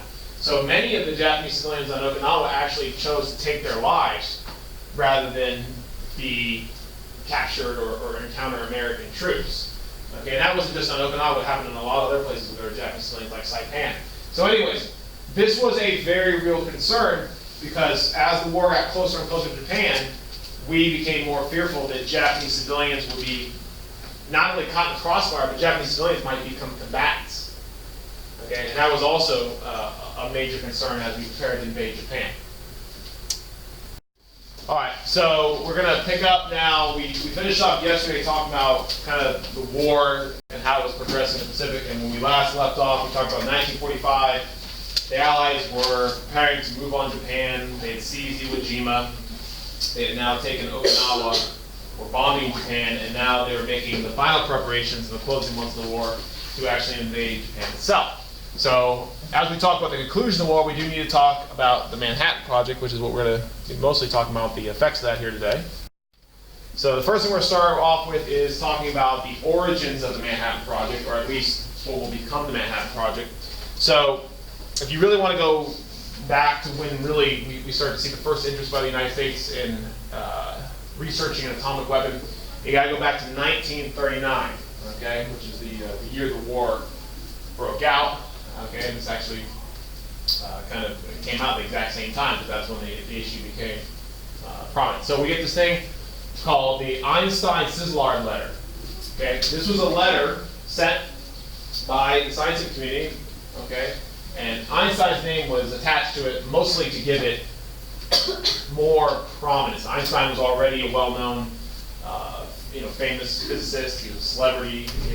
That response. So, his name, when people saw it, they took things serious. So this letter was sent to President Roosevelt in 1939 to warn him about the dangers of Nazi Germany developing their own atomic weapon. And in 1939, there was a lot of research and theory out there about the potential for the creation of an atomic weapon. No one had actually done it yet, but in theory, it was possible. And there was a fear that if Germany or another Axis power would be the first to develop one of these weapons, okay, they would be able to dominate the world. So in 1939, this letter was sent to Roosevelt to encourage the United States to begin their own research on an atomic weapon.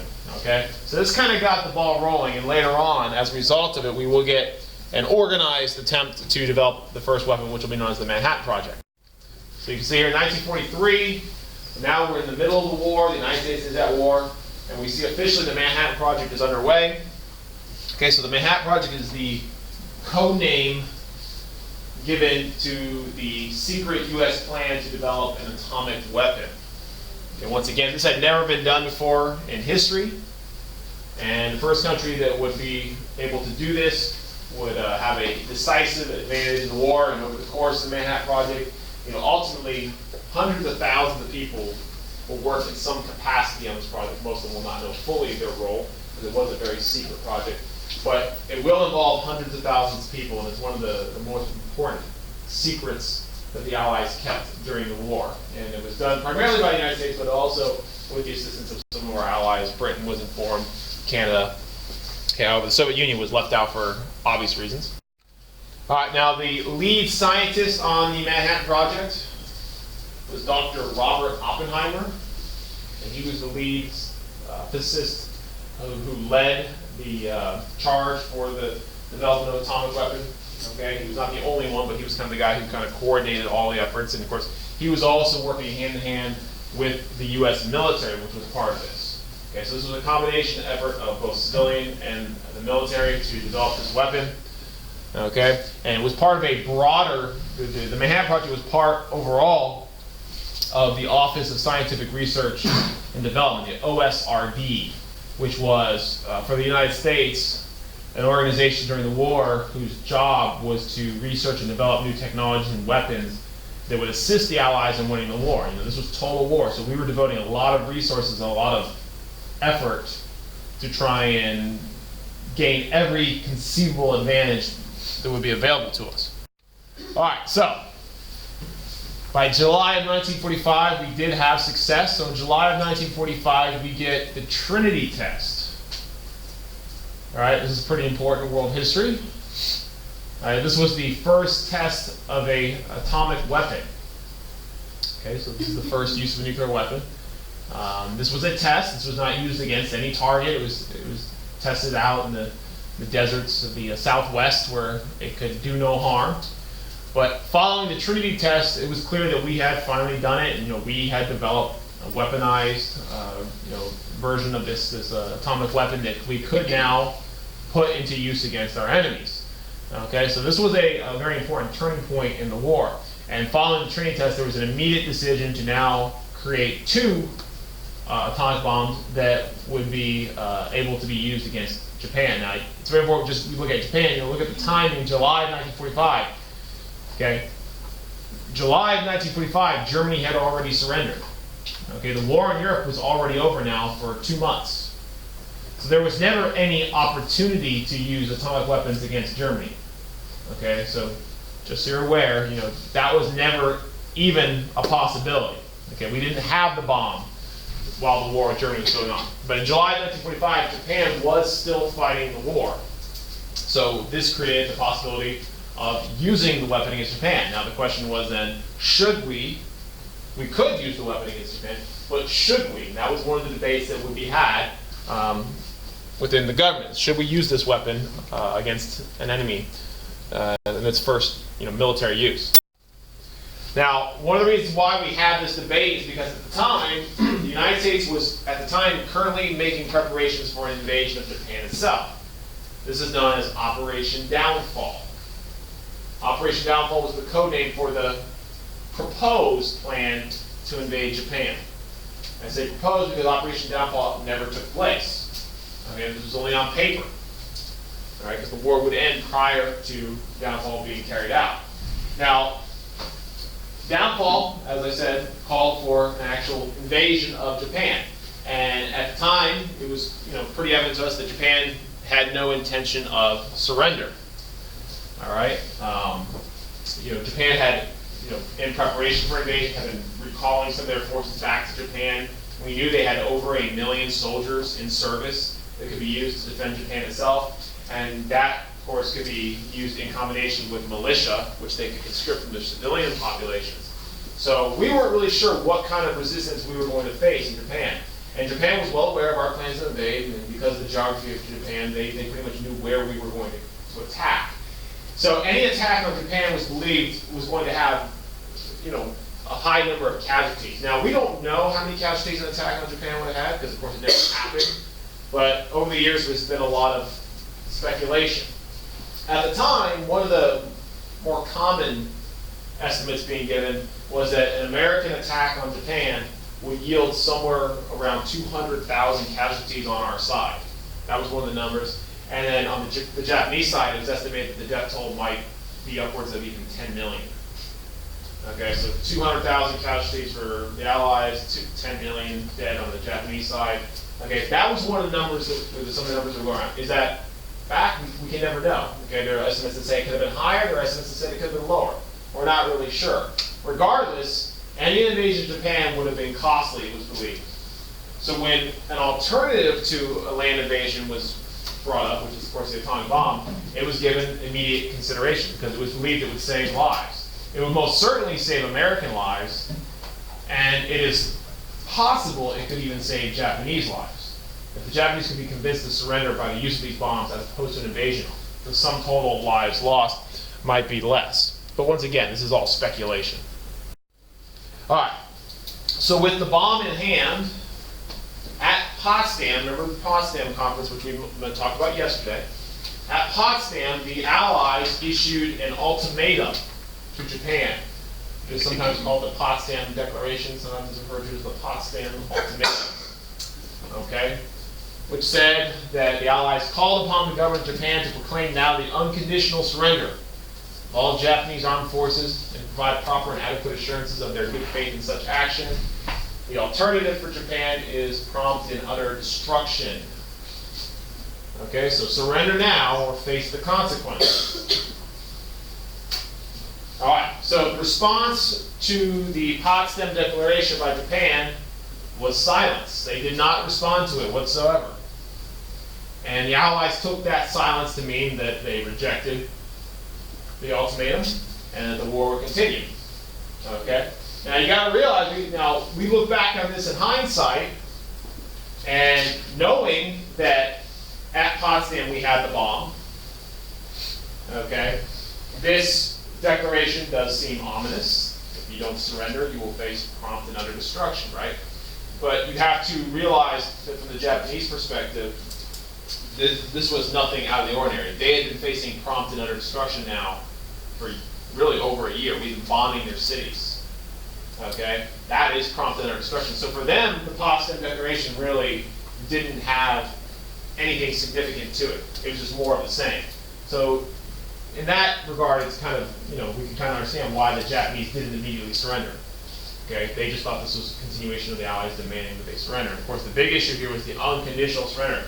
The biggest fear amongst the Japanese government was that if they did unconditionally surrender, that they might be forced to give up, their government system, their way of life. They might be forced to eliminate the position of the emperor. The emperor might even stand trial for war crimes and be put to death, which is something that was completely out of the question. Because you got to remember,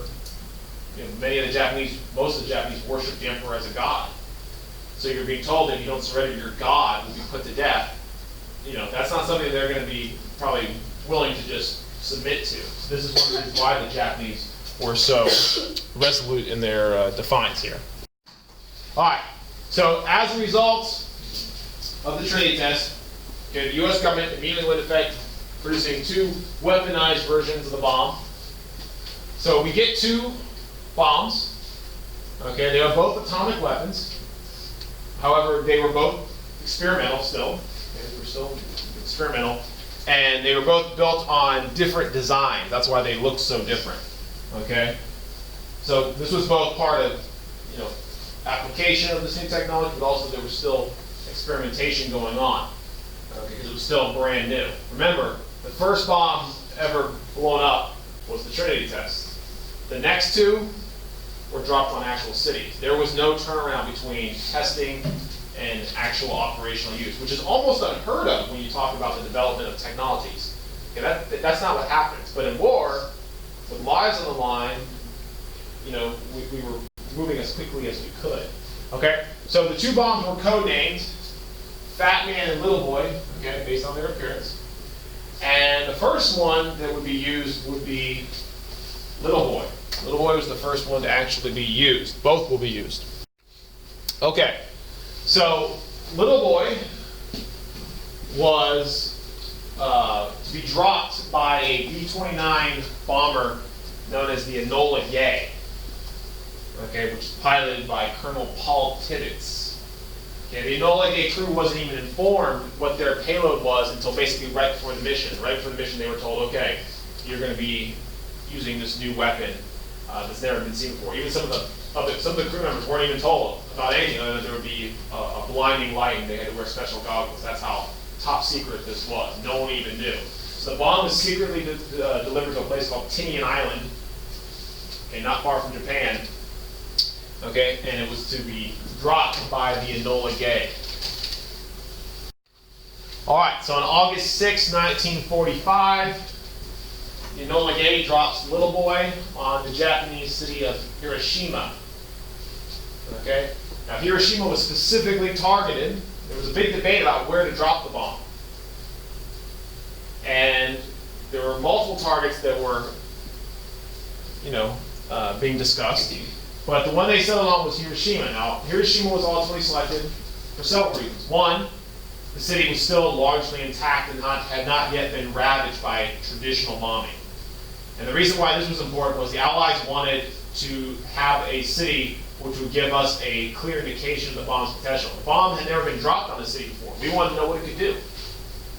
As terrible as that sounds, that's one of the reasons we ultimately decided on Hiroshima. We wanted to see what the bomb could do to an actual city. So people say, why didn't we drop it on Tokyo? Well, Tokyo had already been bombed, through firebombing. Okay, Hiroshima, on the other hand, was still largely intact, and it had a mixture of both industrial and military targets. There were some military targets that would be destroyed if we dropped the bomb on Hiroshima. However, most of the city was obviously civilian personnel. It was a city, after all. Okay, so August 6th, we dropped the bomb. The Enola Gay drops the bomb, and immediately turns around, tries to exit the area as quickly as possible. Got about 11 miles away before the bomb exploded. The bomb was designed to detonate in air above the city to maximize destruction, so that when the bomb exploded, the blast would be kind of like a cone-shaped downward and would cause more destruction than the bomb actually detonated at ground level, where the blast wave could be obstructed by terrain and things like that.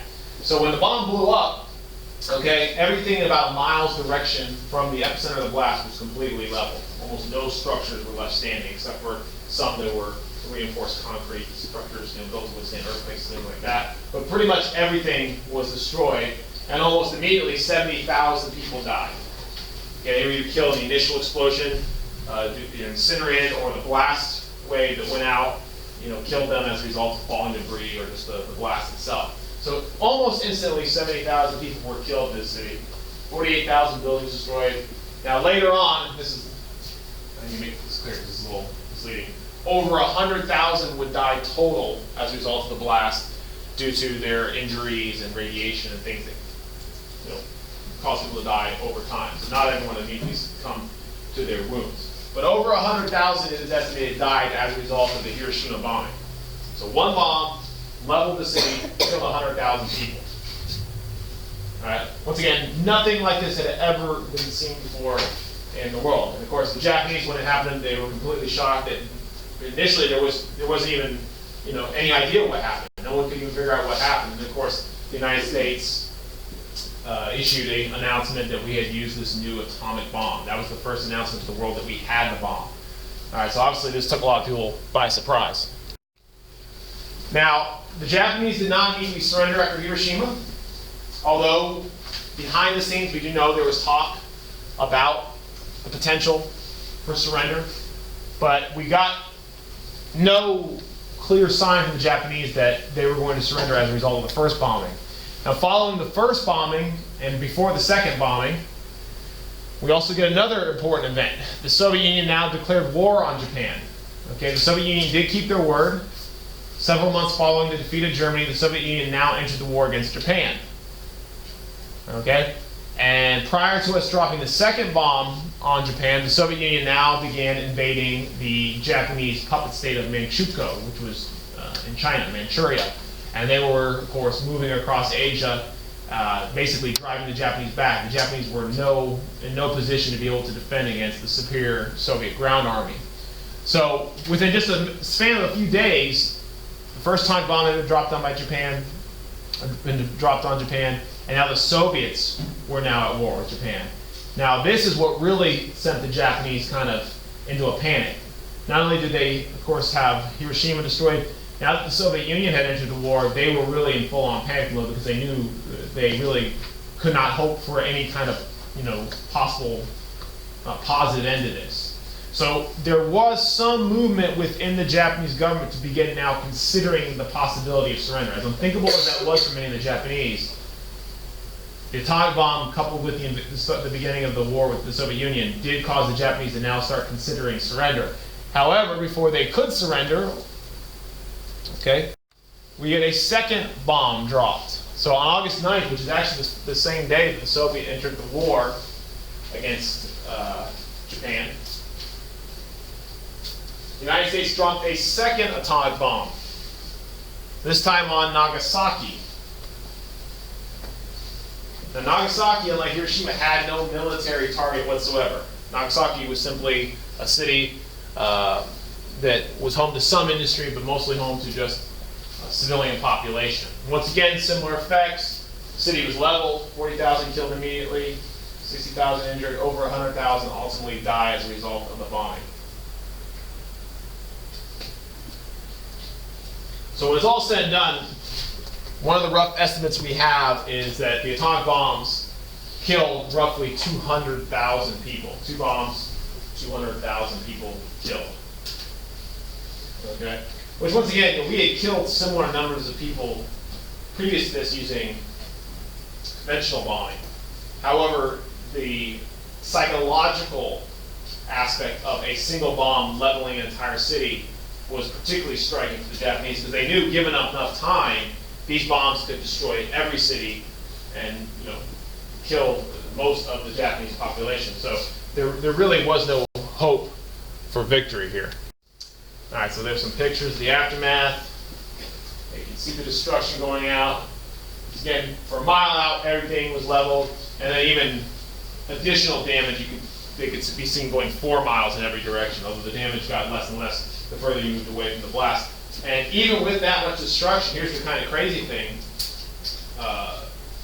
The bombs were determined to be actually largely inefficient, meaning given the amount of fissionable nuclear material in the bombs, most of it, I don't know what the proper terminology would here, but it did not react. only a small percentage did, which meant the bombs had a lot more destructive potential that was not unleashed. So the bomb was inefficient and it destroyed the entire city, which is pretty crazy, okay? And of course, you know, to give you an idea about nuclear weapons, and these are some of the most primitive nuclear weapons ever used. All right, by today's standards, these are nothing. We have bombs today that are literally thousands of times more powerful than the Hiroshima and Nagasaki bombs. So pretty crazy just how powerful these are. It's kind of hard to even wrap your head around just what kind of destruction they could possibly, you know, do. And of course, don't also forget, this is the only 2 times ever in the history of the world these weapons have ever been used in war. Okay? 2 times, that's it, and never again since. All right, so there you see some of the victims. Obviously, not everyone was killed initially. A lot of the Japanese, you know, had burns all over their bodies. The blast itself, to give you some numbers, you know, some of the details. You know, at the ground zero, which the bomb doesn't detonate at ground, but at the closest location to the blast, the temperatures created by the blast exceed that of the surface of the sun. So there are literally people who just were vaporized. There's nothing left. Okay, and then of course as you go out, there was all kinds of damage. You know, people had burns, like you see this woman here.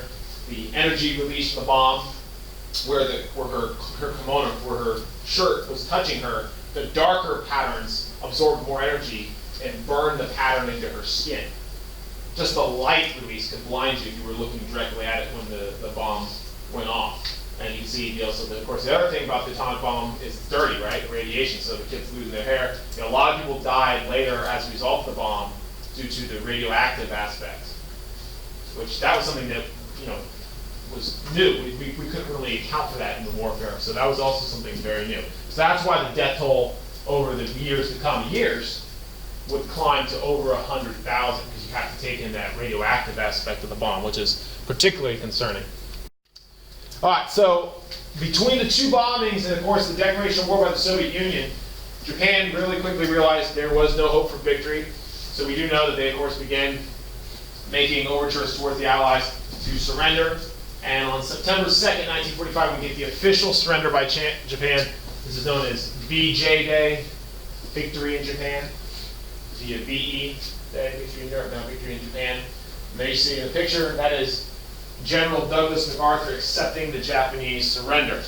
Now, as part of the surrender, it was unconditional. We would be allowed to occupy Japan, and we would oversee the transition to the new Japanese government that would be, for the large part, created by the Allies.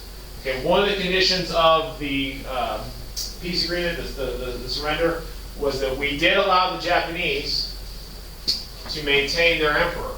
However, okay, they were no longer allowed to look at their emperor and worship their emperor as a living god.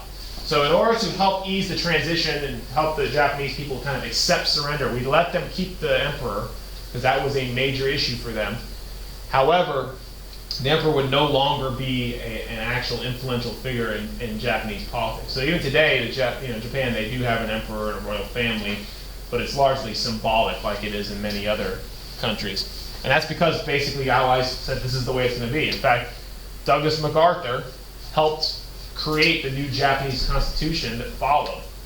Okay, they actually call it the MacArthur Constitution, and all the things that created the modern Japanese government we have today largely comes from post-World War II, from the Constitution they created after the war. All right, so there, of course, was the celebration. There's the famous picture of the sailor kissing the nurse there, which she didn't even know him. So that's sexual assault, but at the time, this was unless she consented.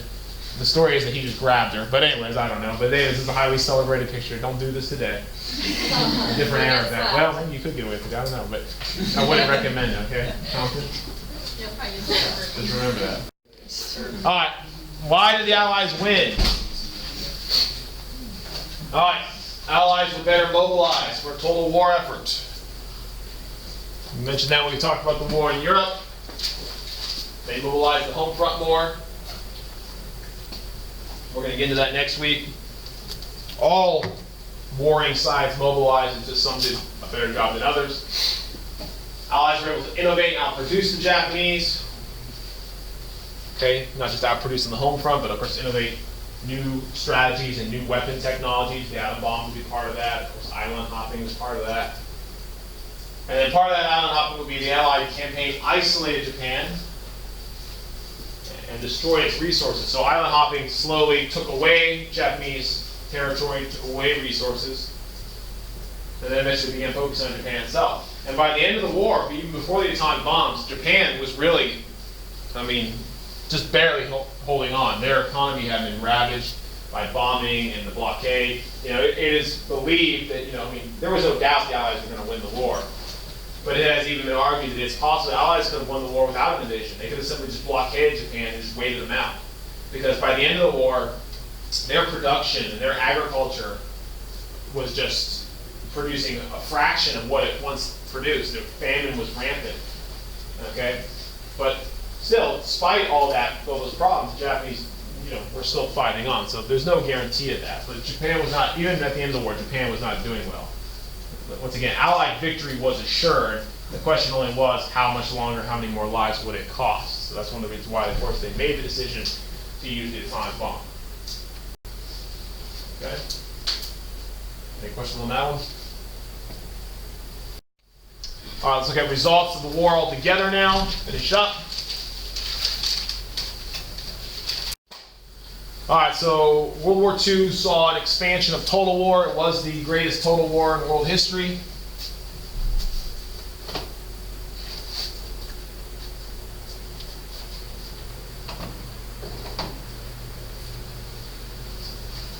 All right, so how does that go? So governments made every effort to ensure full mobilization of human and material resources. We're going to be talking more about that next week. Okay, attacks on the home front to disrupt productivity increase. We've gone over that a lot, you know, whether it be in Europe, in the Pacific. Okay, both sides utilized attacks on the home front. Okay, mostly through aerial bombing, as we've talked about. All right, governments used all weapons at their disposal and even created new weapons during the course of the war. Okay, so that's where the atomic bomb comes in. We literally created new weapons that we thought could help us in the war. And here's one we haven't talked a lot about with total war, though we did mention a little bit of World War I. Racial hatred led to genocide and mass relocations of civilians deemed untrustworthy or inferior. So when we talk about attacks on civilians, okay, we also look at, you know, the racial component or the role that genocide played. So, you know, World War I, we talked about the Armenian genocide. World War II, of course, we had the Holocaust, which we're going to be looking at next week. We also had what the Japanese did in China. And then even on the Allied side, we didn't see genocidal action, but we did see total war effects targeted at racial groups. For example, and we'll look at this next week, the United States and its decision to intern our Japanese American population. Okay, Canada did the same thing. Okay, that also would be kind of a component of total war. The expansion of government power, taking greater control over civilians' lives, that's total war. So we saw aspects of that on all sides. Obviously, on the Axis side, it was far worse. Okay, I'm not likening it to the Holocaust. However, we look at all sides and see what was done. So in wartime, it's, you know, a total war, we do see government power expand, and a lot of times we see restrictions placed on the lives of civilians, whether they be economic controls or, in this case, actually controlling, you know, where they live. All right, which is highly unusual. All right, human cost. This was also the deadliest war in world history.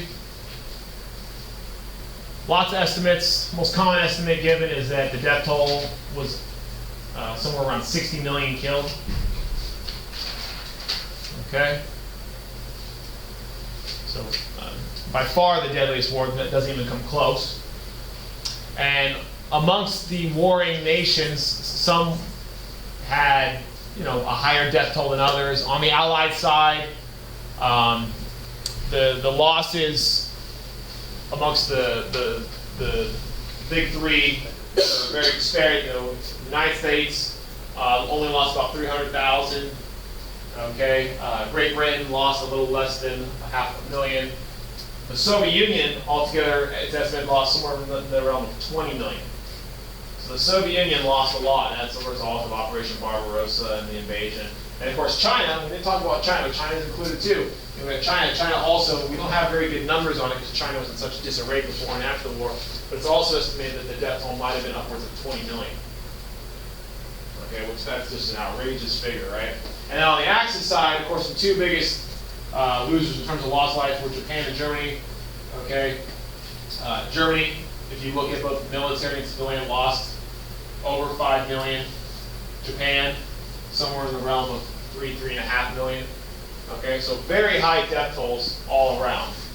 Okay, but the two biggest affected by the war in terms of death were the Soviet Union and China.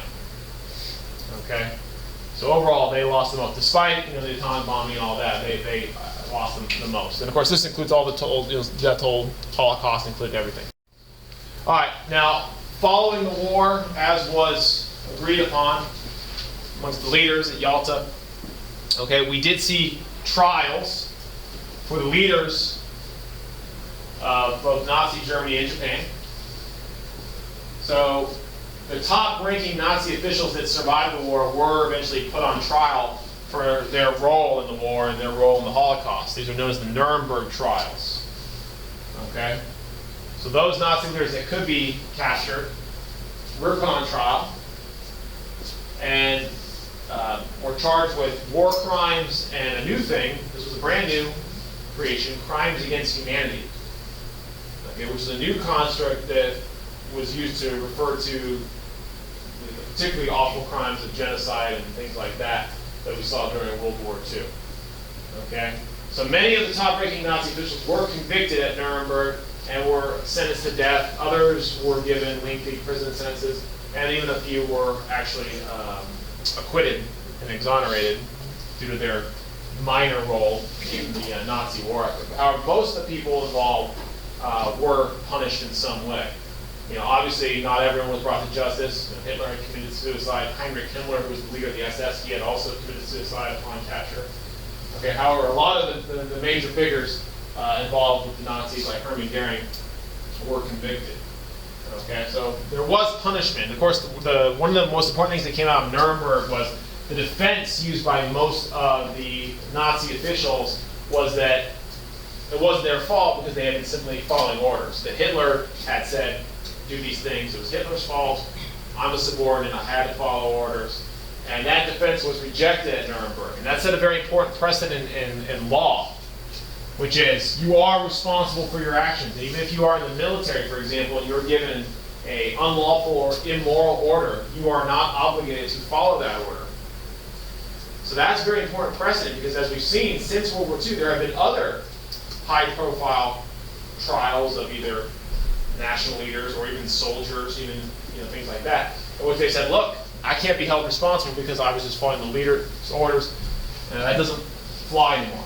Okay, Nuremberg set the precedent. You are responsible for your actions. So even if you were a low-ranking soldier and you were somehow responsible for some of the crimes committed during the Holocaust, you could be held accountable. And they actually did go after a lot of those people. All right. All right, Japan, we had the same thing. Okay, following the war, high-ranking officials of the Japanese government that had been responsible for World War II were put on trial. With the exception of the emperor. The emperor was not prosecuted.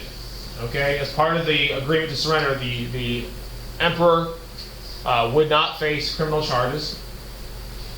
All right. However, the other high-ranking officials within the government would be prosecuted. The most notable of which was the Japanese Prime Minister Hideki Tojo, who had been really the primary leader besides the emperor in the Japanese decision to go to war. So he was convicted and executed, as well as some others. But the emperor was spared, once again, to help the Japanese accept that transition to peacetime and surrender. I thought they were going to have a unconditional surrender, but It was unconditional. It was just that the Allies, I mean, the Allies could have, said no, but in order to end the war and to, what they thought helped the Japanese people better transition to the post-agreement, they decided this was best. So the Allies actually did agree that this was for the best. However, the downside is, of course, the emperor. There's been a lot of debate about this. But the emperor, the debate is how much the emperor actually was responsible for the Japanese decision to go to war. There's a lot of evidence that suggests that he was himself very instrumental in the war effort. He wasn't just that he was being manipulated, led by other militarists in his government, although that was going on as well. So the downside is, of course, the emperor will never be held responsible for what the Japanese did. But, you know, for the greater good, they did absolve him of any guilt. Okay, economic effects. Now, the economic effects were mixed. For the, you know, don't let this mislead you. For the majority of the countries involved, the vast majority of the countries involved in World War II, the effects of the war were disastrous. Their economies were destroyed, their industry was leveled. Even the winning Allied nations, you look at Great Britain, look at France, look at the Soviet Union, many of them economically were overall harmed by the war because they had been devastated by the destruction. However, some countries did actually benefit economically. The most notable example is the United States, which I have here, which shows you U.S. unemployment and how the Great Depression was, of course, going on when we entered the war. And as a result of wartime production and wartime employment, okay, our unemployment dropped to near zero, okay, which you can never get to zero, but this is basically full employment, okay? And of course, what followed, following a brief, tiny little post-war recession, what followed as we went into the 1950s is one of the most prosperous decades in American history, okay? So some countries did benefit. Canada also benefited. The kind of trick here was that the countries that were removed from the war, okay, oftentimes benefited economically. Okay, for example, the United States and Canada both were spared home front destruction.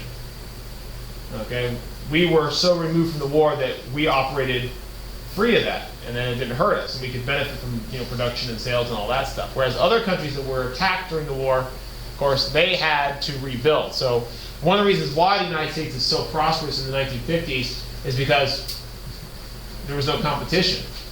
You know, all of Europe was rebuilding itself. We were not. If the world wanted stuff, they were going to have to come to us for a while. And then, of course, as we go on 20 years later, things start to get a little more complicated because now we have to compete with foreign markets because they have rebuilt themselves. So when people say, oh, we got to go back to the 1950s when American industry dominated, you know, that's probably never going to happen again. Okay, because the situation that created that was a horrible war that destroyed most of the world. So unless you want to start World War III to benefit your economy, we're probably not going to get back to 1950s level prosperity. But hey, you never know. Okay, now another cost of the war is human dislocation. World War II created the worst refugee crisis in world history. Massive amounts of people have been dislocated by the war, the Holocaust, families have been separated, homes have been destroyed, and this is a problem that will take decades to fix. It's not like everything was good now. Everything was most assuredly not good. Okay? Homelessness was rampant. Poverty and famine was also rampant across most of Europe. All right? So the destruction caused by the war will be felt for decades. Arguably, we still feel it today. All right? So that was also another humanitarian effect. We saw the decolonization of European empires following World War II. We see efforts by indigenous people to gain independence from colonial rule. And we see most European colonial empires begin to dissolve shortly after World War II. All right, so that is one of the effects. Probably learned a little about that, I would think, in AP Euro. And last but not least, we also get the emergence of the superpowers. Following World War II, two countries emerged more powerful, vastly more powerful than they went in. The United States and the Soviet Union.